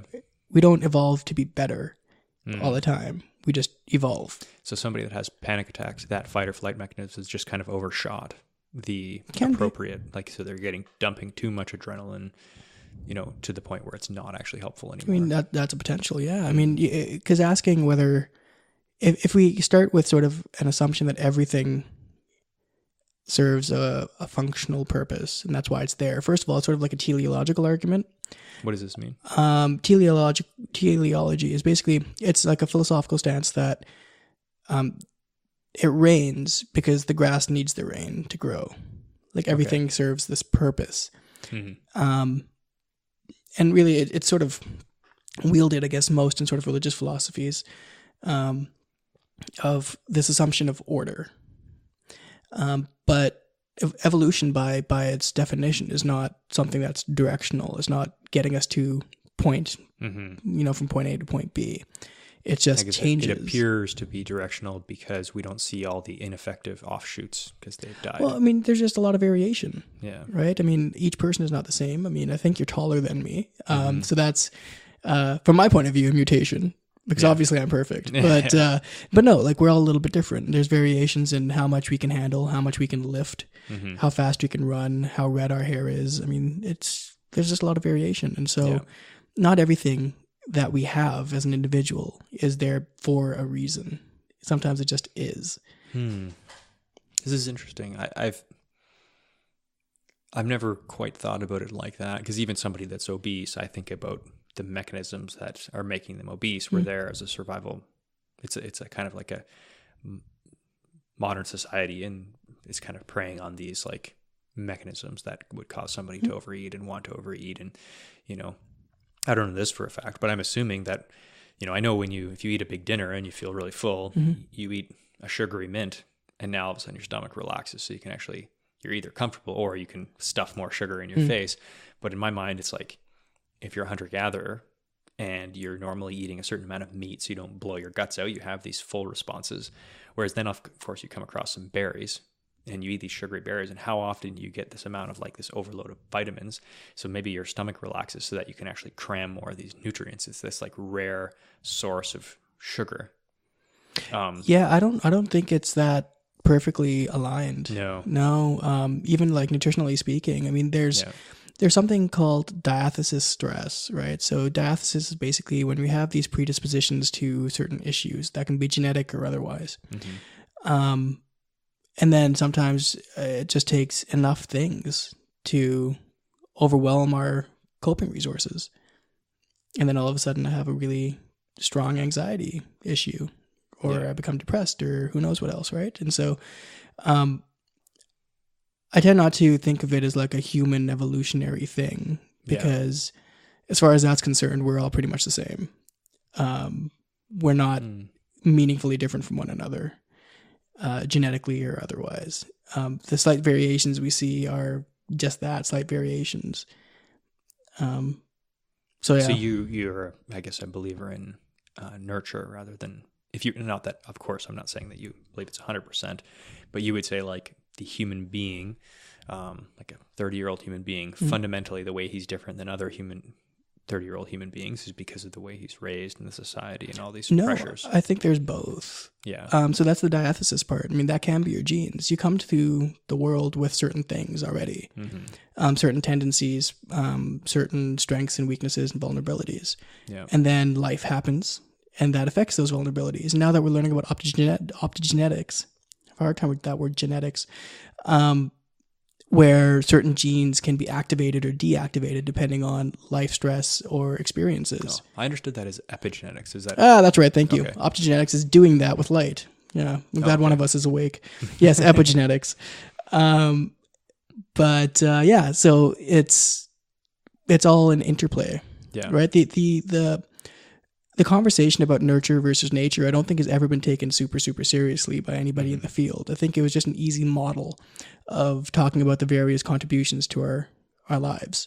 Yeah, and I guess like the way I thought about it anyway is that like no sane person would be like everything's nature, and no sane person would say everything's nurture. Right. But you have these like cases like Wild Boy of Averon, and what was the other? There's a couple of these like wild children that I believe in most cases they were not able to be integrated into human society. The feral kids. Yeah. And so there is this thing about there being sort of a, what's the word I'm looking for? It's not going to come to me right now, but basically a sensitive window within which we can develop certain abilities. Kind of like if, I don't know how many languages you speak, but if you were very young, you'd have an easier time learning Mandarin than you would now if you don't already know it. Yeah. That's just because we're more open to it. Our brain's more plastic and we can take in more and make sense of it a little bit easier. And so for those kids, there was that. They had sort of missed that window, so the opportunity was gone. And then they had also not been socialized, so they didn't know what to expect from humans. They didn't know how to deal in a human world, and it was very frightening. And if I'm in survival mode and frightened and confused, then I'm probably not going to spend too much time trying to figure out what this or that means either, right? Yeah. Yeah. But those are good references. I haven't heard about those guys for a while. Yeah. Well, I mean, I still have to, if I'm talking psychology, most of what I'm drawing on is that, introductory course I took, but I love that incredibly course. Valuable. Yeah. I mean, I mentioned this, in my last podcast, but I can't believe that some of these like basic psychological ideas are not taught in like grade 9, let's say, with that sensitive time where, you get to choose. Like, I don't think grade 9, you choose too much as far as like you do a little bit your path. You can choose academic courses, or you can choose the more like, working kind of blue collar, like courses. I believe in Ontario, that's how it's. Ontario has more of a streaming. Yeah. I think you start streaming right away at grade 9. So maybe even grade 8 would be a good opportunity to like give people like, hey, here's some ways that you're deceiving yourself about what you want, and here's some ways of deceiving yourself about, what you're actually how much effort you're putting into things. I just think like what we were talking about is locus of control and some of these biases you mentioned. What were the three biases? You mentioned three biases you thought. Oh yeah, not all biases, but I think there are a few things that are important. But I don't think they need to be taught separately from some other things either. But locus of control, like you said, I think that's a big one. An agency, right, which is feeling like you can make a difference. And then self-efficacy is sort of part and parcel of that. The opposite of that is learned helplessness. So these, to me, and probably it's misunderstanding of the concept, they all kind of sound like a different variation of the same theme. Like they're all like you see yourself as an actor in your life, or you see yourself as the director where you're making things happen or things are happening to you. Right. That's exactly it.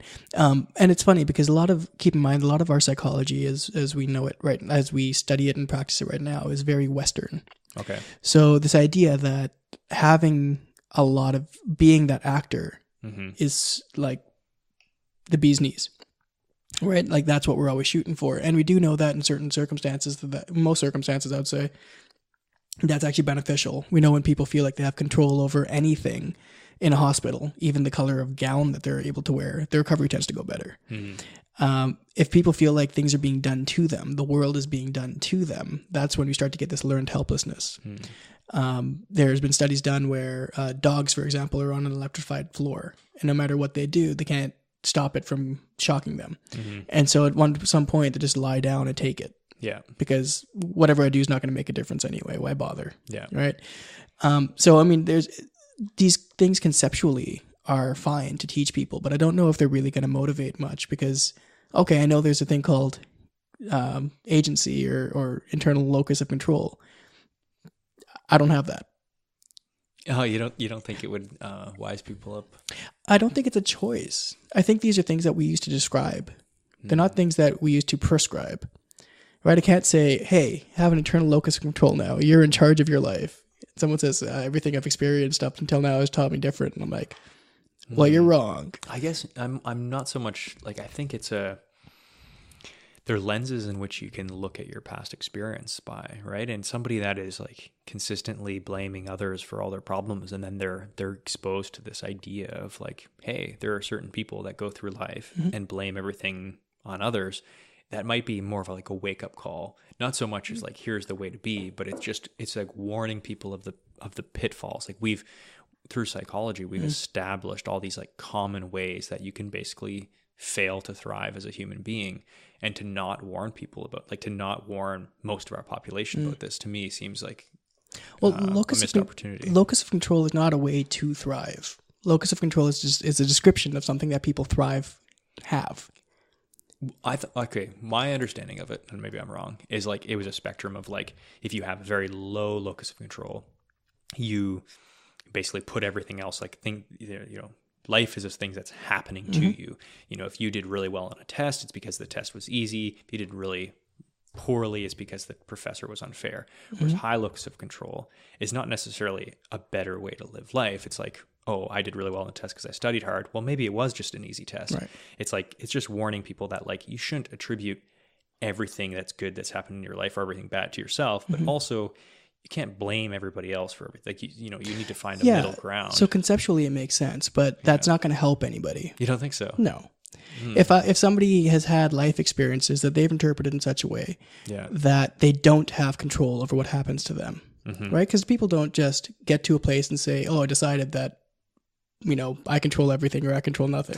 No, yeah, but I'm not saying binary. Oh, I know. I'm being extreme and somewhat facetious. But if people have had life experiences that lead them to that place where they've developed that worldview, then telling them that there is another worldview doesn't mean a whole lot, because I'll say, hey, there's this other way you can see things. And they'll say, cool, I know A, B, and C can see things that way. I've had no evidence to suggest that that's true for me. Right? So these are things that we talk about as constructs. They're, if you want to think of them as personality traits and things, they're not things we talk about as doing. But here's I guess my question to you is, you've learned a lot about psychology. I'm assuming you almost have a PhD. Do you think any of these things have changed the way you view life? I think they've changed the way in which I define things. Okay. So I will now say that's somebody with a lower locus of control. But I would usually say because of this, this, this, and this, and this.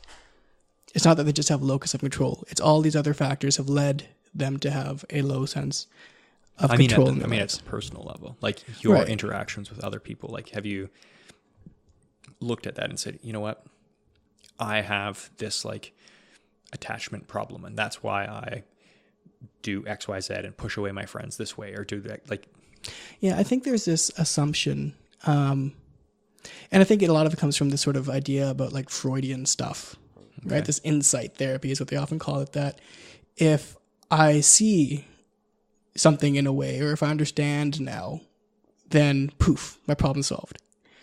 It doesn't work that way. I can understand that I'm influencing my relationships in a certain way, and that that's problematic.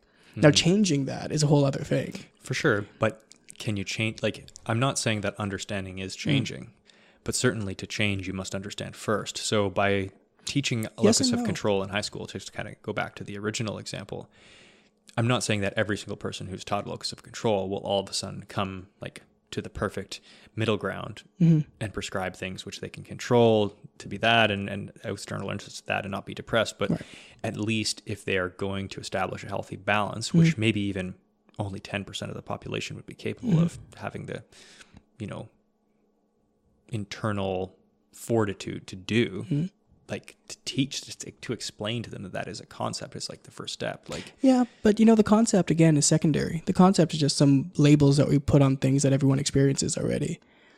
Right? I don't call it locus of control, but somebody says, I don't feel like anything I do matters. That's them talking about locus of control. So there are other ways that we can affect things. but they're like, I think these psychological terms in my mind are like tools for talking about and dealing with these problems. Like if you don't have labels for things, like how could, if we didn't have a word for a football or a different, like, let's say a better example would be like plays and tactics within football. If we didn't have like a common repertoire of tactics, and like we couldn't really talk about football strategy because everything would have to come down to like the basic fundamentals. Sure. Like, okay, this guy, first you take the ball in your hand and grab it with your four fingers touching the strings. And then, whereas instead we like group it into these big known things. Like we know how these processes happen. So we can actually come up with new plays if we have like a common tools to discuss it with, right? So I'm not arguing the use of labels or the use of the constructs. I think they're very, very helpful for understanding. But I think you're talking about applying. Applying it, yeah. And specifically to yourself. Right. And so I don't know that just understanding something is going to lead to us changing always. For some people it might. Some people might be geared that way, that they can take an idea and run with it, and that's fine. But for many, it won't. Right? I might understand that I have to take my pills at this time, but for whatever reason, I just don't. Yeah. Right? And so it's not always that... Even if you are well-versed in all the different ways Right. I can have a conceptual knowledge, but still have difficulty changing my behaviors. Yeah. They're two different things. But what I'd be interested in, and ultimately, like, I think we agree 90% of it is, but it's like, what would the correlation be between people who don't understand it and don't act and like go through these, for lack of better words, like poor decision-making pathways, and those who do have the knowledge, of course, some of which are still going to go through the poor decision-making, but does the addition of knowledge increase, adherence to better decision-making? Like this is... I don't think knowing that there are other ways of viewing the world is going to help somebody change their way of making decisions, right? If I say, hey, there's a possibility that you could be more positive, someone would say, cool, right? It doesn't mean that they're going to say, oh, I never thought about that. Most people are pretty... I feel like by oversimplifying it that much, like I know you don't want to get into that just conceptually, but like most people are fairly intelligent. And if things were so easy to think themselves that's out actually of... that's a big statement. Most people are fairly intelligent. They are. Yeah? Yep. I'm not saying I disagree. I'm just saying it's a big statement. Yeah. But like I said, people are trying their best. People know themselves well. They might not know everything about themselves, but none of us do. Right? Oh, that's also interesting because it's not something... Again, I don't really disagree or agree. It's something I've thought a lot about, like how well do people know themselves? Well, Like, let's just say, you know yourself better than I do right now. For sure. But I've done a lot of thinking about this. What I'm wondering is like the modern world allows for so many distractions, Like you can be distracted all the time, all the time. There's enough TV out there that you can never not be watching TV. Right. Yeah. So this person that's living in a trailer park eating Cheetos, do they know themselves? And like these are like a lot of the most problematic people in our society, like that we like, not that we necessarily, I mean, I guess it'd be another like loaded thing to say, oh, we have a duty to help these people. Maybe they don't want to be helped. Maybe they know themselves so well that that's how they're choosing to live their life, and to interfere would be a type of violence. But there are another number of things there that seem really simple on the surface, but are actually quite complex. For sure. First of all, we'd have to define self and know. And then help. Of course. But I mean, Right. I think you understand what I mean, though. Well, I do and I don't, because for us to know ourselves, I mean, we'd have to first understand what that means. What's my concept of a self? And there's no right answer, or no one answer at least. What does it mean to be me? How much of that do I have access to regularly? How much of that should I have access to? How much insight is typical and healthy, and how much might be too much or too little? And you think too much knowing of yourself and your motivations could be unhealthy? Potentially. I mean, if you know Do you exactly, have examples of this, actually? well, if you sit there and analyze everything you do all day, it'd be almost as bad as watching TV 24/7, Yeah. right? It's really hard to act if you're sitting there thinking about acting the whole time. Does anybody have that? Like, is there people that have the mental capacity to do that, though? Like, to constantly self-analyze? I think there's people who try. Yeah. Yeah. Yeah. So I think there's a lot of things there, you know, and I think kind of stepping back a little bit to this idea of like having information translates to making positive changes in one's life. Yeah. Lots of people understand what's going on, and they still have that thing going on. Yeah. And actually, to negate my own point, you know, we pretend in society that like overweight people just need to be educated. It's like, that's the most unbelievable thing I've ever heard. Like, everybody knows that eating pizza pockets and not working out is not the way to like be in shape. Like, there's not saying like everybody knows the perfect diet, but everybody knows if you eat a lot of vegetables, whether you eat meat or not, so let's say like clean meat that's not deep fried or cooked in butter, Right. and exercise, you're going to be healthy. Everybody knows But that. meat is murder. No, I'm just kidding. Yeah, that's cool. Yeah. But you know what I mean? Like, if you eat lots of vegetables Exactly. and exercise, like, you're going to lose weight, you're going to be healthy. Like, everybody knows that. That is not That's an exactly the education. point, It's not, right? That's not the problem. It's not that people need to be educated. And you see these, Right. let's go to these And educational so campaigns. I think part of the difficulty is, and I think psychology traditionally has struggled with this a little bit as well, is this idea that it's all cognitive, right? If we can convince someone to think just the right way about something, Yeah. then they'll be fixed. And This is a problem I have, I think. I think this is a problem a lot of us have, especially in this culture, right? We're very hyper cognitive. We think and think and think. And we kind of become these floating heads, right? Where we're thinking, we pay no attention to anything our body's telling us. We don't pay attention to our emotional experience in the same way. Yeah. We're sort of cut off because we're so busy thinking all the time. And so to get back to your point about how would one approach these things without having the sort of conceptual knowledge, Yeah. there actually are ways. There's experiential ways that people are working with that. For example, a lot of mindfulness-based approaches to things don't require you to have a conceptual knowledge or a word for this or that. It's more just experiencing and then working with that experience, whatever you call it, however you experience it. And that can be super powerful. And what's neat is that actually short circuits our cognitive interpretive piece. Right? All that stuff that kind of gets in the way sometimes, all that overanalyzing perhaps, all of that other stuff sometimes, not always, but sometimes, finding a different route to that can actually feed up to a new conceptual understanding instead of a conceptual understanding feeding down to changes in our behavior and functioning. Yeah. Yeah. So we can be a little more fluid about that. And I think we've known that for a little bit of time now, and we've continued to grow in that way in our field. I think part of the difficulty is getting buy-in. It's like sometimes from people in this culture, and maybe buy-in other ways from people in other cultures who might be a little bit less cognitive and more, experientially focused. What would be an example of a culture that would be highly experientially focused? Oh, I don't know. I'm not part of that many cultures, a couple, but Okay. I don't know. I mean, I guess I realize that this is incorrect, but if I were to take like a stereotypical sense of it, like a Buddhist monk somewhere in like the Laotian hills, Okay. trying to get them to, tear apart their experience and give labels to it all and think about what leads to this and that might be a little more challenging than them just experiencing what they experience and then understanding intuitively what leads to what and what sort of follows what and what goes together and how that affects them, right? They might not need that analytical piece of it as much as we need here. And sometimes, like, I think here too, we tend to cling to that because it's a little more concrete, right? It's I have these thoughts and words and I have these concepts, and we can get so wrapped up in those things that we actually divorce ourselves from the things that they mean and they stand for. We get caught up in the ideas without really understanding the content, sort of like we're watching the movie without understanding the comic that it was based on, right? So I think there's a lot of value sometimes in stepping back and not necessarily seeing that academic piece as being the very foundation for everything we have to do. Yeah. So I guess if you could prescribe one intervention at society in the same kind of scope that I've laid out, is like rather than teaching these psychological concepts early on in young adulthood, what kind of intervention could you do? I don't know if there's just one.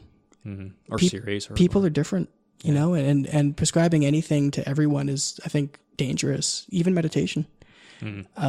People talk about it like it's a panacea, right? Something everyone should do, and that's not necessarily true either. What kind of personalities or what kind of people should not meditate?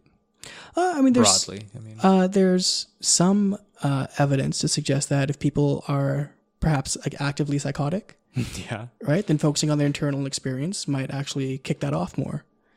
Similarly, if somebody... What is the experience of being actively psychotic? What is that? When somebody has what we call a break in reality, so they're not really aware of what's real and here versus what's not. So what would it be like if I met somebody like this? Do you have and especially if you have a specific example? It could be somebody who has hallucinations and stuff like that and isn't aware. Can you give me a specific example of somebody you've encountered? Names removed. I can't. No. I'd rather not. Let's put it that way. But it could be that somebody who has hallucinations and isn't aware that they're hallucinations, right? Feels like it's actually something happening actively right now. And so with this person, if they were to go internal and meditate, this could make them even less at ease. It can further that psychotic process in that moment, right? It can create less connection with the world around you and help you get swept away, perhaps. People with panic disorder tend to be a bit more sensitive to their internal sensations, and that itself can actually be quite stressful. And so asking somebody who's quite distressed perhaps by their internal sensations to focus on their internal sensations is probably not going to be a great idea. So saying any one treatment or is that your idea, or is that like proven in? No, that's a thing. That's a thing. Yeah. Okay. And so those are some examples, but saying everyone should do one thing, I think is part of our problem is we tend to want these sort of quick and easy answers, right? And it just doesn't. The world will be changed as long as every grade 8 meditates for 20 minutes. Exactly. Now there are a few things. But in the same way, if you are at that level, which I suppose neither of us are, it would certainly be nice to have at least an influence in some positive way. Right? Oh yeah, I think there's lots of things. I mean, people can be quiet, like you said. I think getting away from constant distraction is probably something that's good for us, I think, as humans. Yeah. Connecting with others around us can be very positive for people's health. Staying physically healthy can actually be good for your cognitive functioning, your emotional health, a bunch of other things as well. Yeah. And I think practicing self-compassion is big. There's a lot of focus, especially in schools, on developing self-esteem. Yeah. And that's thinking I am good and worthwhile. And I think that's really important. Yeah. But I think if we teach people to have self-compassion, then having that self-esteem is not predicated on being good or perfect. Because I'm seeing a bit more of that now, I think. This sort of sense of perfectionism, and I can't fall or fail or struggle. In your peers? Just across the board, I think. Okay. Yeah. Younger people too. I have some younger kids in my life and stuff, and I kind of see that. And I think if we teach people that you don't have to be perfect and you're still good, I think personally, I think if we can teach self-compassion first, then self-esteem sort of grows out of that more easily than the other way around. Mm-hmm. So I think I guess, but I mean, my concern with that kind of stuff is like,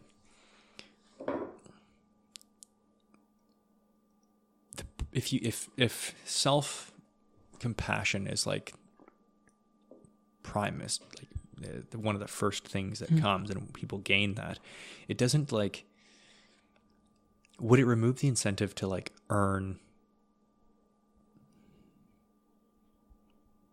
your praise of yourself in some ways? Does that make sense? Like, Yeah, you're wondering if I'm hearing you correctly, that if we teach people to have self-compassion, would that be demotivating perhaps? Yeah. I don't think so.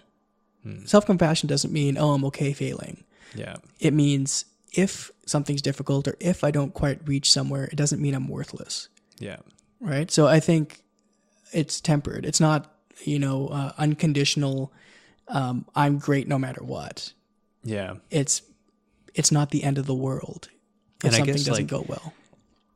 And like I've definitely read about this self-compassion, and I think I've read this or at least heard Tara Brach on she's got some interesting ideas on that. But what I'm always concerned about, if something like this were prescribed more largely, the message gets watered down to the point where it becomes something like what we've seen with the self-esteem, and like everybody needs to get a trophy, and like the original intention of it gets kind of twisted to be almost like an ideology. Yeah, I agree. I agree. That's why I don't think things should be treated as interventions. Mm-hmm. I just think we can teach each other that it's okay not to be perfect. Yeah. It's okay to falter and, make mistakes and be embarrassed. I think as soon as I got here, I dumped some coffee on your table. So, like these things happen. I've never forgiven you. Yeah. Like we're all human, and I think, we need to be reminded that that's okay. And that doesn't mean being perfect all the time. And I think that actually helps us with connecting with others. Yeah. Because I don't need to have that shield up if I know it's okay for me not to be perfect or super interesting all the time or stronger than that other person or whatever it might be, right? Yeah. It's okay for me to be. If we go about that as like a primal thing in schools to teach that, we would certainly be setting ourselves very far apart from Eastern cultures like China, for example. As far as like, I remember I was, a few months ago, I was in Vietnam and talking to this Chinese guy who is working temporarily in Vietnam. And I was like, well, how do you like working in Vietnam compared to China? He's like, well, here people are relaxed and, it's nice out and this and that. And in China, like everybody's so stressed all the time. Everybody's rushed. Everybody's just, everybody's just got so much pressure on them all the time, and we work so much overtime. And I was like, okay, well, I didn't want to make too many assumptions, and I'm glad I didn't. I said, well, what do you like better? He's like, China, of course. Oh. Of course, China. Right.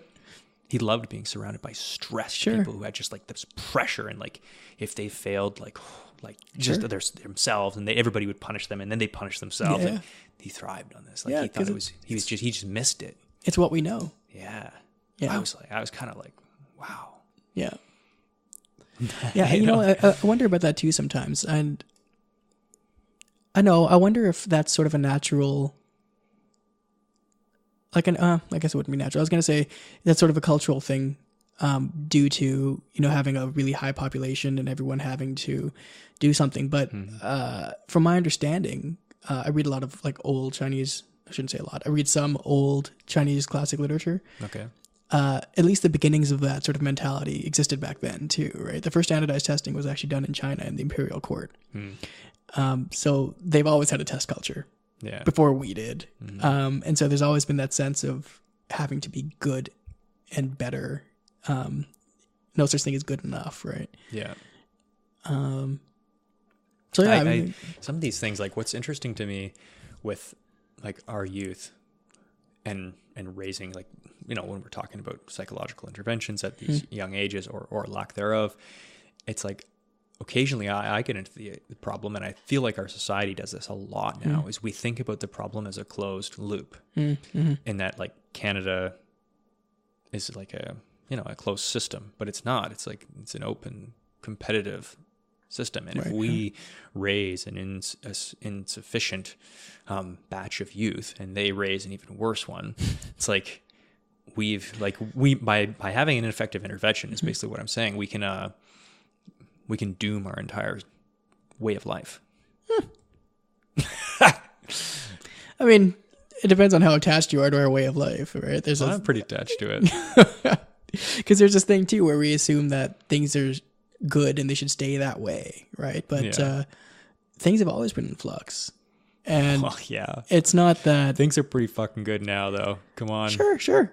And I mean, I don't want to be in a. I'm not saying I want it to stay the same. No, but I don't want to be in a crazy test culture either. But I mean, if we're gonna do some radical change, like, and maybe it's good and maybe it's bad, it's good enough right now that I'd rather not take that gamble. If I was living in, like, well, let's say China, when the Mongols were coming, and somebody gave me that radical change for the better or for the worse, I'd be like, yeah, I'll take the better. I'll take it. Yeah. Let's go for it. But now, I don't know. Well, it's a funny thing, actually, because that's a very human thing, isn't it? I mean, if you think about just within the body, we have homeostasis. Our body maintains a certain equilibrium, and we really do everything we can to maintain that. When we talk about cognitive dissonance, we will even change our own attitudes to maintain our mental homeostasis, to keep things consistent. We don't change as people individually or as a people unless external pressures force us to. And that's just evolution at work too, right? Yeah. If I'm a finch and I'm perfectly fine with my funky looking beak and I can get food, then why bother, evolving over time? Like, there's no reason to. So, I mean, that's a really superhuman thing. Yeah. Is, hey, if there's Mongols coming in, I'm going to get murdered. That's enough pressure for me to want something to be different, right? Yeah. But I think culture, like nature, like, this finch with the weird beak, it will adapt, like, over time. If it needs to. Yeah, but I mean, I think...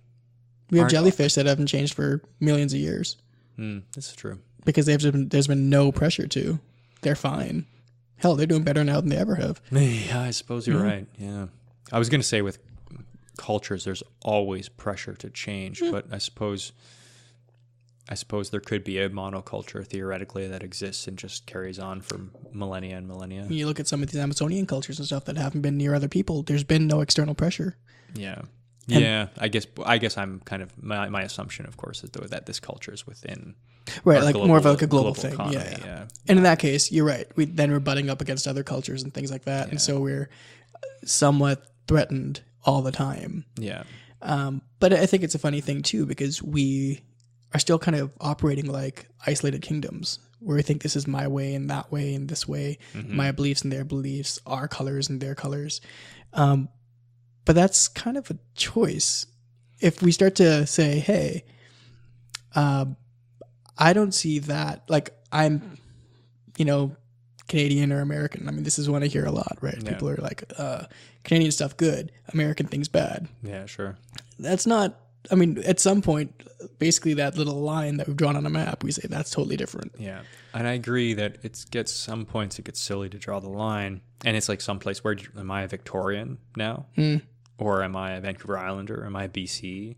I've hardly been off the island since I moved to BC 3 years ago. So I don't really associate myself with being a British Columbian, but I never really consider myself a hardcore Ontario. Right.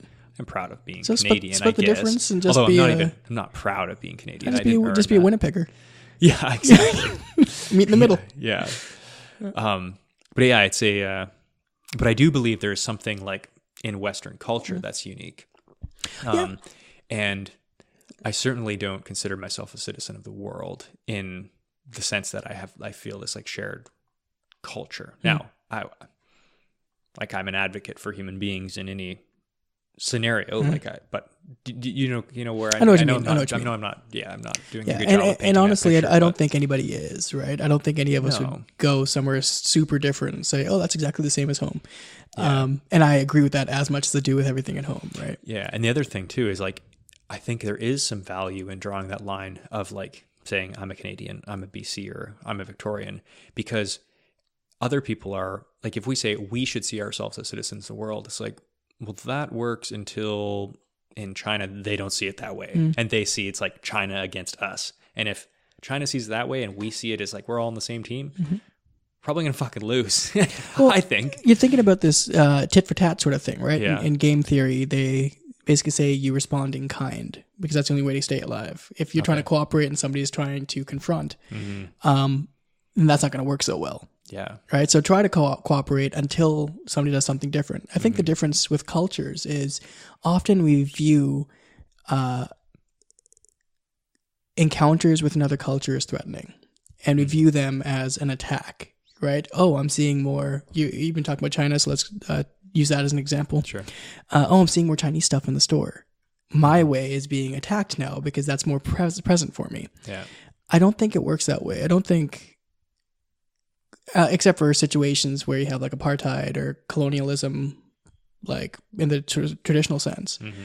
I think it's a much more fluid thing. I mean, forever it's been like that. I mean, look at India. India has a lot of English things in it now because they were taken over. That was colonialism, clearly. But I mean, the UK has a lot of Indian stuff now too. Yeah.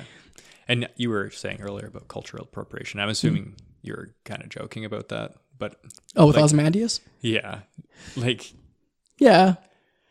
I mean, it could have very well been like something else. I don't know what I get what the appeal was. He explained it. I know, but yeah, I was kind of joking though. Because like, I think that's one of the things that is completely absurd. Like there is that, it's an obvious low shot or whatever, but there's that little girl who dressed in a Japanese sari or the kind of traditional Japanese robe, and she's just got like all this hate on the internet, and her parents were threatened. And then some Japanese woman, like, it's kind of funny, she chips in and says like, we love it when people come to Japan and wear our traditional clothes, and it's like we have this like culture that we're really proud of, and you know, our grandparents are really proud of it, and we think it's awesome that this person like did what you guys are accusing is like yellow facing.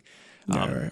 And I mean, to me, I think that's actually like the whole, and I'd be curious to hear the opposing side of this argument, but like this cultural appropriation thing, it's almost like white people getting mad at white people.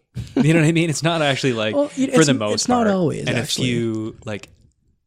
a few people that are like not necessarily white, but they're like heavily westernized people that that are more entrenched in Western culture than they would be, in this case, like typical Japanese culture. It's not like Japanese people getting mad at it's like white you're getting people mad for on this. behalf of another group. Yeah, it's like with like people, I heard about like white people shouldn't do yoga because it's culturally appropriating it, because you're not taking, you know, all the spiritual practice that go with it. And it's like, well, who says that? Like, we're in the West. Like, if I want to stretch, like, well, you know, I don't know. I don't have an issue with the yoga thing. Yeah. I just have an issue with pretending like it's yoga. Yeah, it's Right? mislabeling. I mean, if it's a great exercise, it's fantastic for your body, stretching and everything. It's just not yogic practice. Yeah. Right. And so as long as we're clear about that, cool. I think the difficulty is when people don't understand that and they pretend like they're doing the spiritual practice when they're not. Yeah. Right. And so, actually, there's nothing to me like, and I maybe I'd be interested in going to like a yogic practice where it's actually somebody who knows those deep traditions. I don't think you'd find it here. No. But I like when I go to yoga, which I have occasionally, I go there to stretch. Yeah. And when this like, you know, 23-year-old self-appointed guru starts giving me her like spiritual stuff, it's always like, oh man, you can't get me out of there fast enough. It's like, just tell me what to stretch, lady. The canned wisdom. Yeah. While we're stretching, just remember, don't be a jerk. But yeah, no, I think personally, I think cultural appropriation is a thing, but not always. I think a lot of it goes into the motivation, and I think it's a contextual thing. Okay. If there's a group that is marginalized, and in certain situations where certain cultures are there are active efforts to erase that culture, then dressing in a way that's traditionally of that culture, having foods that are traditionally of that culture and claiming them as your own, I think that becomes cultural appropriation. So give me an example of this. I mean, there's a number of them. But I mean, one easy one is if we were to walk around with traditional First Nations headdresses, right? That is not something, we're not on equal footing with that culture. That culture has had it pretty rough. So for us to then take that and say it's something of ours, I think that's appropriative. So I think when it's equal footing, and then it becomes a sharing. But when it becomes, when a group see, this is actually, I kind of disagree with this, because to me, it's like, okay, there's two ways that some, like, let's say like some college student could wear this headdress. There's like some person that's trying to pay an honest tribute to this culture. And then there's some, like a drunk frat boy doing Jager bombs with the headdress on. So to me, it's like the better way to describe that drunk frat boy is just an asshole. And then somebody else that's trying to pay homage to a culture that has, been on the decline for various reasons. Like, I don't think like cultural appropriation, like that he's an asshole. Like I don't think like, to me, the term cultural appropriation just gives us like people that want to spew hatred and like target certain individuals. It just gives them like a big license to, you know what I mean? To attack. But I think it depends, right? And I think it's a funny thing because I find often in these situations, in these conversations that I have with people, cultural appropriation gets defined by the people, like it gets defined by people who aren't of that culture, kind of like you were saying, right? I think it's sort of up to the group that is what's up to the group being emulated to define whether that they feel like that's cultural appropriation. If I feel like I've been oppressed in certain ways and now people are walking around with things that my ancestors had or things that are important to me without an understanding of it, like even that fellow who's trying to pay an homage, if he's not of my people and he doesn't understand what that means, he hasn't earned it. He doesn't have the right because he doesn't have that standing in my community. Then that is appropriation, albeit maybe not with bad intentions. Yeah. Right. But what is like, that's the problem though, is like, then there's always the what next. It's like, okay, we're going to define that as cultural appropriation, and the community seemingly, like, although just if there's one out, just because you're more outspoken doesn't mean you represent the community. That's actually one thing I've heard about a lot of trans people is there's like certain, like a lot of trans people have, their way of looking at themselves and identifying. And then there's a few outspoken individuals who like, they don't represent the community any more than like, a white supremacist represents me. Right. He says like, I represent white people. I'm like, not me actually. Yeah. You don't represent me, but he's a lot louder than me. Whereas like some trans person saying like, I represent trans people because I'm trans. I speak for all trans. It's like, well, that's kind of like a pretty prejudiced idea. That's no more like prejudice than me. If I were to say like, well, all trans people are stupid. It's like, it's just like homogenizing that group. Yeah, I agree. There is this issue of a vocal minority, right? There's usually a small group that's quite loud and tries to rep for everybody. But I think it can also be problematic when we assume that if somebody's speaking, that they don't represent something that's a wider spread sentiment. Just like in class. But I think that should be the assumption. Like you shouldn't just assume. But like in class, when they said, go ahead and ask a question. Yeah. Because chances are there are other people in the class who have that question. They might not have the platform or the strength to ask that thing or to bring up that issue. So I don't think we can just dismiss it because it comes up, right? That's sort of what that could turn into easily is, somebody's saying something, so it doesn't matter. But there are groups. The problem that I guess if we were to go back to cultural appropriation specifically, it's like if somebody from, let's just say this native population sees this headdress and says, I don't agree with that. And I'm speaking for my culture because it's, you can't do a cultural consensus every time one of these events comes up. Then it's like, well, now all of a sudden it's not just a matter of opinion. It's a matter of like that person actually has to change their behavior or be punished based upon the feelings of a small group of people. So what if we were to do a cost benefit analysis, right? So you're saying that the goal of, not the frat boy, because he's an asshole, like you said. Yeah. The other fellow who's trying to pay homage to the culture. Yeah. So clearly he's doing... Also sounds like an idiot, but maybe misguided, but it sounds like his sentiment is positive, right? And so his goal is to pay respect to this culture and pay respect to the people of that culture. Now, if somebody comes up and says, I understand what you're doing, but I, at least as an individual in this culture, find this to be offensive. Yeah. Now, even if it's just that person, the fact that it might be other people means that that person's goal is not really being achieved through this means. Yeah. Right? If you're going to offend people or make people feel marginalized, then what is the benefit? Yeah. Right? If you're just like, and this is sort of the thing, right? If somebody's saying, hey, I don't really feel good about that, and somebody's saying, well, it's not appropriation because I don't mean it to be, then if you forget the title and you say, hey, it's offending people, even though that might not be your intent, what's the benefit of continuing? Right? And often I think it gets into this kind of pissing contest where folks say, well, I shouldn't have to change. But shouldn't doesn't mean anything. Who cares? Right? I should be taller. Right? I shouldn't have issues digesting dairy. It doesn't matter. I do, and I'm not. Right? Yeah. So if I'm offending people, then there's really no benefit to me doing that. Other than, I guess, like freedom of expression, which is... But that's not your goal. Your goal is not to express your freedom. Your goal is to pay homage to that culture. Right? Yeah, and if I'm trying to express myself, and I don't need to do that in a way that'll offend other people. Yeah, but I guess in this case, we're talking about this individual who expresses is doing something. Whether maybe the headdress is actually maybe an odd example. Maybe he's a guitarist and he's taking some typical Native American or indigenous kind of like song and putting his own spin on it, right? Yeah. Maybe that's a better example because it's not quite as obvious of a case. I'm not sure if that would be called cultural appropriation, though. Oh, you don't think so? Oh, I think that would be. But at least I've never heard of a musical rhythm or anything being called cultural appropriation. Usually, I've seen it with food and clothing and certain rituals.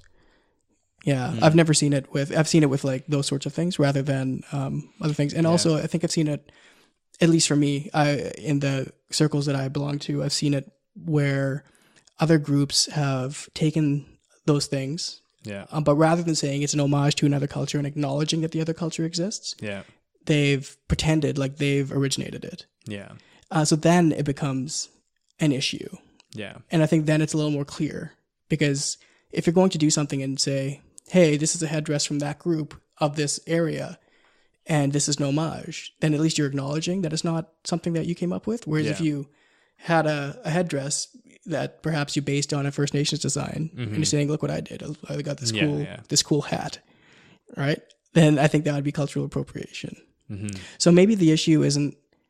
And I also just think that's always happened, right? Like it's like that's kind of what happens in like bonsai trees were not a Japanese thing. That was taken from the Chinese, and then the Japanese went full Japanese on it and made it to what it is right now, right? Lots of things were like that. And it's like, should we say like, well, it's retroactive cultural appropriation, like Japanese people get rid of your bonsai trees? The difference with a lot of Japanese things, first of all, there was colonialism is the way a lot of these things happened. So that doesn't mean it's okay. It just means that people did it, right? So the fact that that's already always happened doesn't give it free license. The Japanese don't exactly have the best history of treating the Chinese superbly. Exactly. And I mean, lots of things came from China sort of naturally. Like the writing system, kanji and stuff, actually originated in China and then sort of went to Japan. Buddhism kind of went through India and all these things through China into Japan. And so there's things that naturally travel and spread. But then there's also things that we get just through people appropriating. And you're right, people have done that for a very, very long time in different cultures. I don't think that makes it any more okay. I'm not even necessarily saying it's okay or it's not okay or like passing a value judgment on it as much as like the enforcement is where I have a problem with it. It's like, okay, we say this is a thing and we're going to label it as cultural appropriation. And that in my mind, like by labeling it, it's like now we're going to enforce it. And that's kind of where I see it's problematic. See, I on the, I guess, contrast, I see that as really empowering. I think groups that traditionally didn't have a say are now able to say, I don't think that's cool.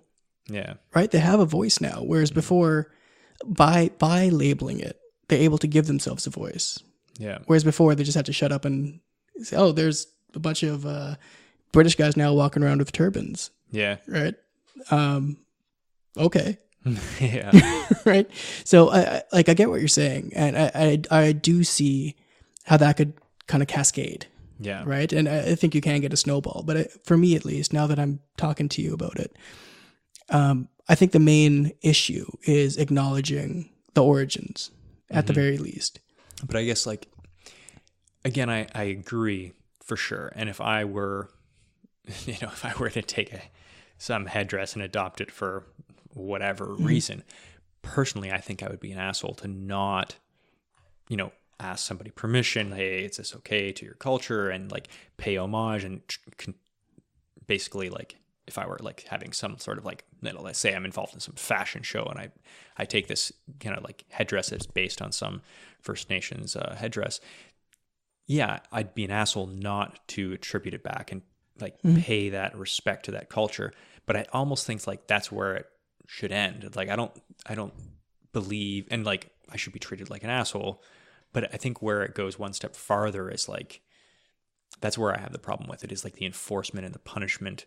And I know it's not like officially in law, and I hope it would never be, but it's like people go so far with these things because it's almost like a bandwagon they can get upon. And I think like they almost like weaponize these things against people that are like politically different than them. That's kind of where I have the issue. People with it. can. Yeah. I think sometimes it's warranted when it's done with a blatant disregard for what its meaning is and for the group it belongs to and the origin. Mm-hmm. But I think in like your circumstance, for example, where you're saying you're like in a fashion show sort of thing, and maybe you didn't know, bringing that to your attention, I think if you accept that is different, right? If somebody were to say, oh, like shit, I had no idea. I'll be more aware or something. I don't really know what you do, but to really discuss this, we need more concrete examples. Yeah, I know it's hard, isn't it? Like I have some, but I'd rather not go there. But okay, why not?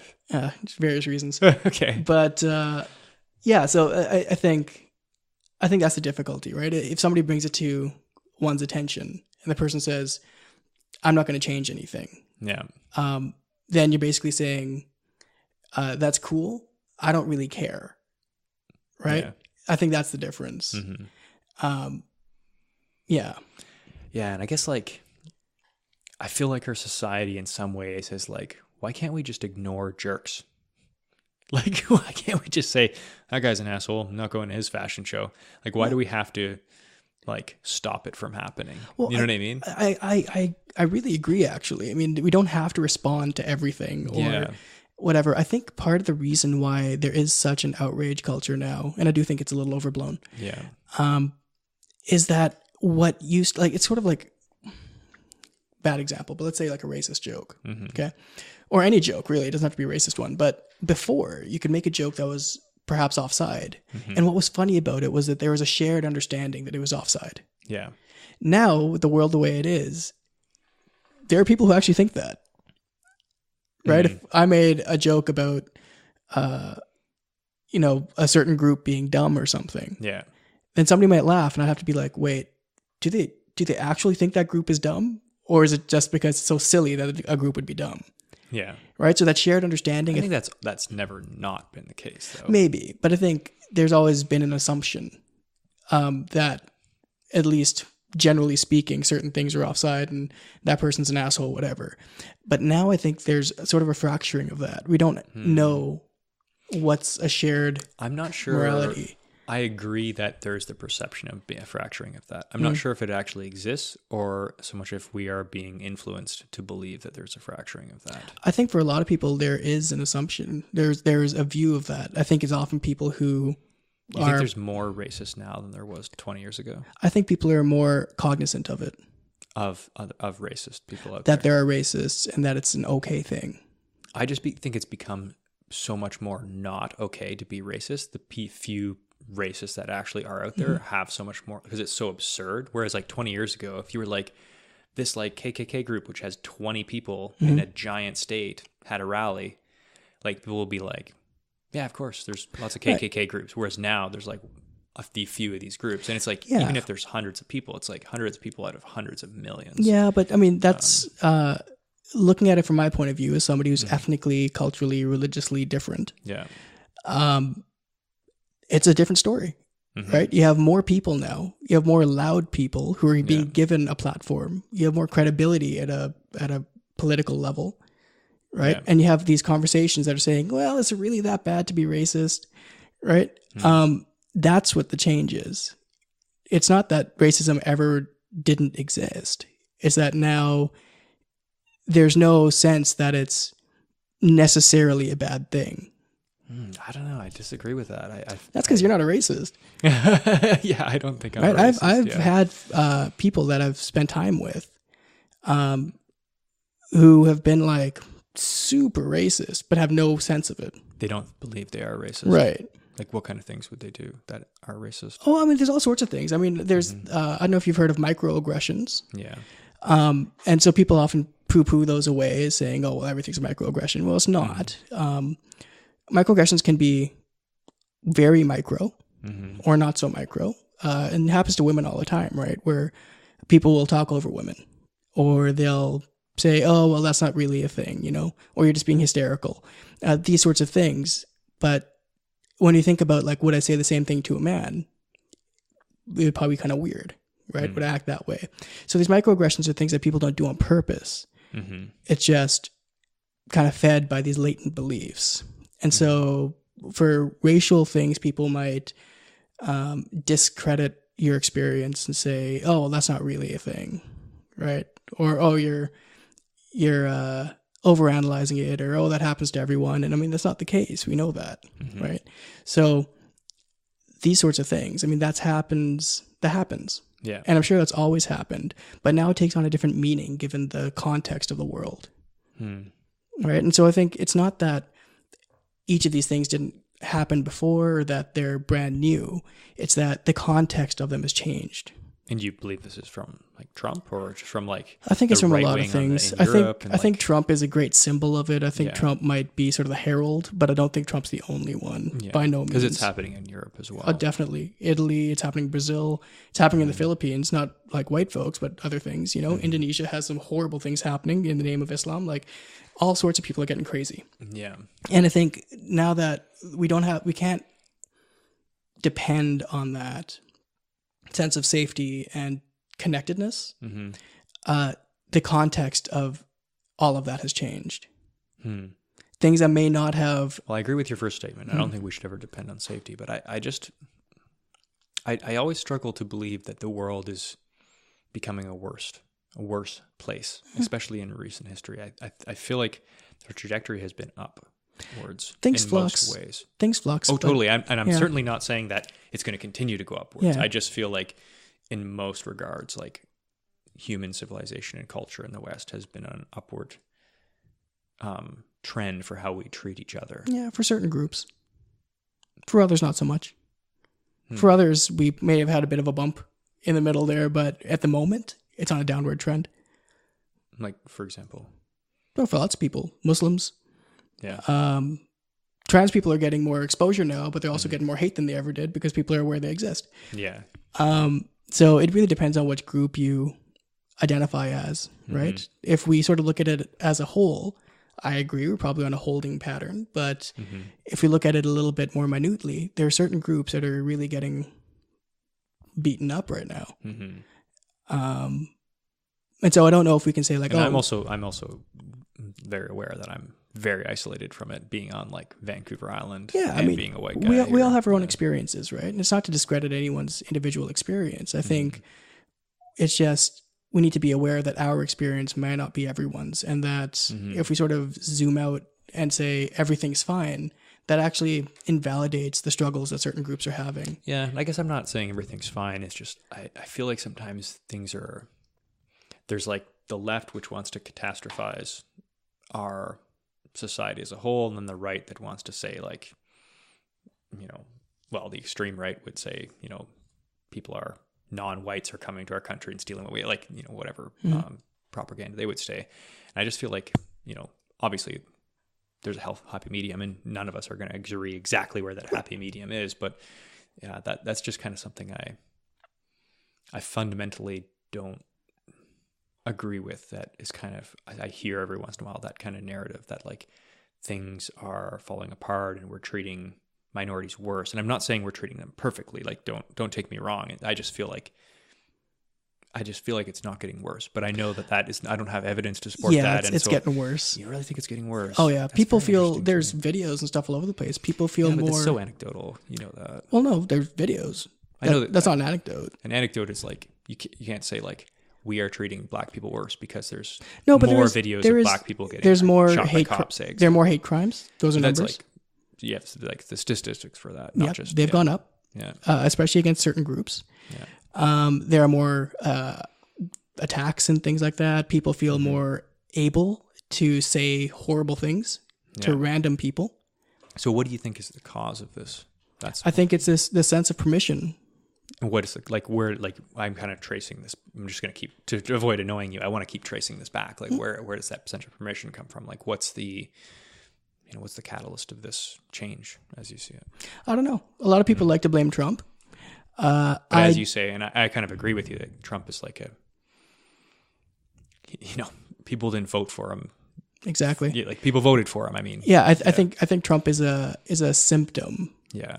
Right. Not a cause. So do you have any theories on what would be like, why would we be going so upwards and then start heading down? No, I think things fluctuate. I think, because if you look at like where we are in like, let's just say, not certainly racial problems in 1960, but let's just take that as an example compared to 1560. Like it's a huge upward trend, and now somehow that's just reversed. In 1560, there wasn't really racial problems because you had one race per place. Yeah, okay, I went too far back, but right. You know what I mean. I do, but I mean, I think that's part of the issue.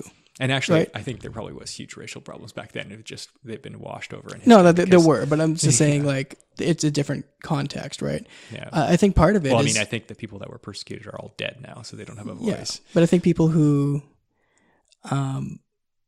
have traditionally enjoyed a position of privilege,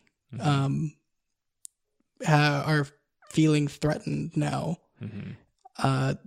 Call it, way of life or culture or whatever, but because there are people who act differently, believe differently, look differently, who are starting to come up. And I think that threatens a lot of people, especially the people who belong to that group but don't feel like they've done very well.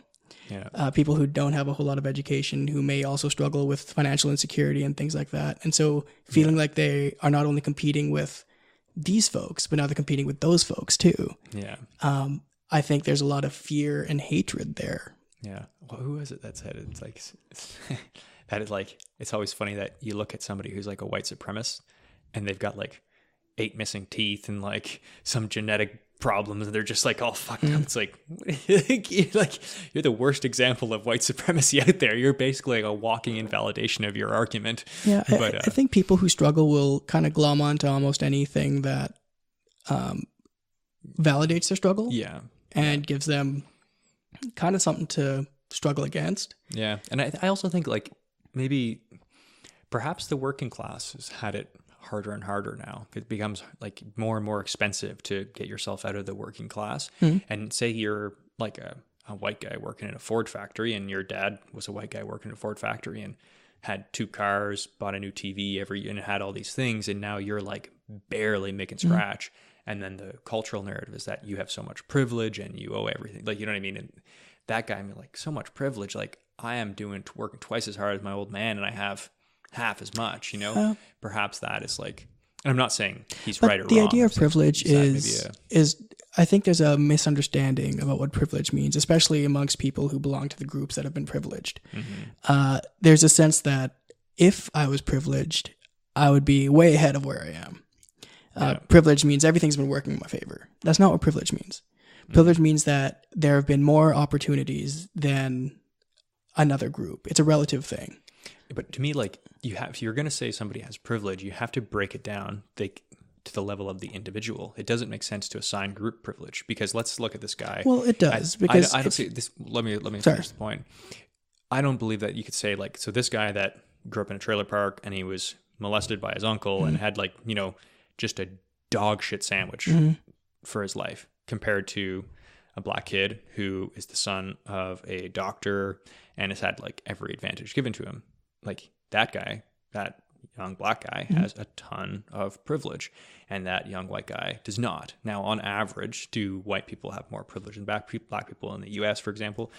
Yeah, for sure. But like to say that guy has white privilege, like that's a ridiculous statement. Like, Well, it's not, because I think it's a ridiculous. when people say things about white privilege, as exactly as you've said, it's a group level thing we're talking about. Yeah. When we talk about trends and But people then use that immediately, turn around and use it to make decisions at the individual not level. necessarily. When we That's certainly make what I've seen. claims about health trends or anything like that, we're talking about groups, right? We're always talking about trends at a group level. We are never saying any given individual in that group is going to act the same way. If I say cancer tends to progress this way, there's going to be some people who don't have that happen. Yeah. Right? But now you're kind of making an intellectual argument, which I'm not. I'm talking about what it means, right? Yeah. So when people say people have white privilege, it means they have the privilege of being white and the things that go with that. That doesn't mean everyone has done great or that everyone has had privilege. And it also doesn't mean that everyone who's not white doesn't have some of those privileges too. Yeah. Right? Traditionally, if we're talking about group level things in the States, let's say, white privilege would mean having a higher income than other groups as a group, having higher education as a group, being arrested less. Yeah. And I agree with all these things. And things as like a that, group. right? Yeah. But that African-American guy you were talking about, who's the son of a doctor and all this kind of stuff, he's male, he's probably got some money and he's educated. He's clearly going to be doing better than that poor guy living in the trailer park. Yeah. Right? It doesn't really change what the conversation's about, right? Because he still has a disadvantage in being black, and this guy still has an advantage in being white. It doesn't mean everything that comes along with that is going to apply, right? He's probably not going to get arrested when that guy might be, or might get stopped and frisked or something, right? So there's some things. It's not like an all or none. And I think that's the challenge, is when we talk about things like privilege, it doesn't just have to be white privilege either. Privilege can mean just education, right? Educated people live this way and have these opportunities, and people who don't have that access to education have these other issues, right? It's a group level thing. It's not to say that everybody with a PhD is going to be a cajillionaire. Yeah. And I totally agree with yeah. you, like, if it stops at the group level, but I really feel like the cultural narrative applies it like immediately. And let's say it's just like on Twitter or wherever it is, immediately then looks to identify certain people and apply that label to them, that group label to them specifically. Yeah. Those things are immediately, like, to use a kind of word I was using before, weaponized yeah. to defeat somebody and make anything they're saying invalid. Yeah, I think it can be Right? weaponized. I've seen that too. Yeah. I think often when I have seen that, it's been when somebody is kind of making your argument, saying, I'm white and I didn't get that, so it doesn't, so it's not a thing, right? That, like, the last part of that statement is the problem. Saying I'm white and I haven't had that, you can say I haven't benefited from some of these things. Yeah. Doesn't mean it's not a thing. Yeah, and I guess that's not my argument, Right. though, because I meant like the first part, but, though, right? Yeah. But I mean, I think that second part is often tacked on, and I think that's the problematic bit. When you and say I something, if people deny that there are privileges to being a white male in our society, they're insane. or any male, Or any male. yeah, Yeah. because Absolutely. Or just being in our society. Right. You know, And like, so I but think- there's so many levels of privilege, but I just Yeah. feel like we have these certain terms that are then used to invalidate specific people Yeah, that may have a good point to make. And that's where I feel the problem lies. But yeah, I would never, like, invalidate somebody who said, yeah, it was very hard for me because I was a black kid growing up in Detroit to become a doctor. It's like, yeah, it was probably way harder for you to become a doctor, and you're probably way smarter, not even necessarily way smarter, but like, you are either smarter or you're harder working, or you have probably many different positive attributes than the average doctor because you've gone through so much adversity, and kudos to you. I would never want to take that away from somebody, but to say to, like, then this white doctor who got his place maybe easier, or maybe he's from the trailer park and was molested and all this and fought through that same adversity, to say, like, well, we don't actually want to hear your opinion because you're white privilege. Like, that's where I think the problem Yeah, lies. and to be honest, I don't think I've seen that. I think what I've seen is where people say the starting lines are at different places, right? But that's why I'm saying they're at such different places. You can't, generally speaking, right? For the group on average. Agree. And we have numbers for this, right? On average. Yeah. I wouldn't debate. Yeah. The starting lines are at different places. Yeah. And so I think when I've seen it used to call somebody out, it's when somebody says, that hasn't happened to me. Yeah. So they're not at different places, right? Yeah. Because we're talking about here's the thing though, like every time we talk about one of these concepts, like if we're going to make a policy at either, whether it's just the social level or the ultimate level, ultimately those policies are implemented at the individual level. So that's where I find like grouping people at basis of like arbitrary things like the color of your skin. Let's just go with color of your skin or your sex. It's not arbitrary. It's a proxy.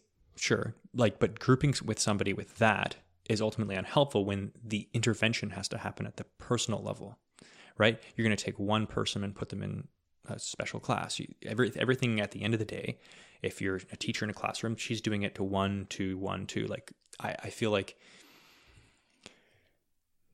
I just feel like lumping people into groups. And I agree, it's not necessarily arbitrary, but I don't think it's a way that's helpful for us as a culture to move forward to like re-engage these like ways of dividing ourselves. And I don't think it's a way of dividing. I think it would be if it was something that was manufactured. I think if it's something that we have a lot of data on over generations, then it's not a way of fracturing. It's just addressing something that's always been there. Yeah. Right. If we didn't have the data, then I'd say, sure, it's just people arbitrarily being jerks, or calling people out because they don't have something that they want. Yeah. But we do have a lot of information that suggests that this is how it goes, especially in places like the States, but here in Canada too, right? Yeah. There are certain groups that have benefits on average that other groups don't have on average. Agreed. And that is changing a little bit, but it's still an issue. Right. And I agree with you that I don't think we know how to address it.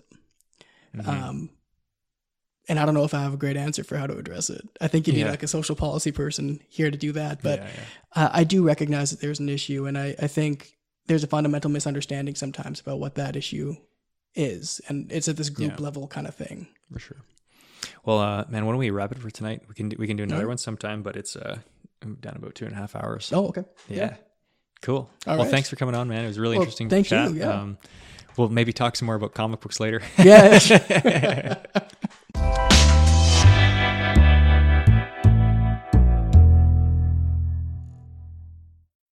Thanks for listening to my conversation with Jordan. I think we had a good back and forth, and I really enjoyed learning from him. He's a guy I respect quite a bit, and I hope to have him on again. So let me know what you thought of our conversation. Hit me up on Twitter at @contra_podcast or send me an email at contrapodcast@gmail.com.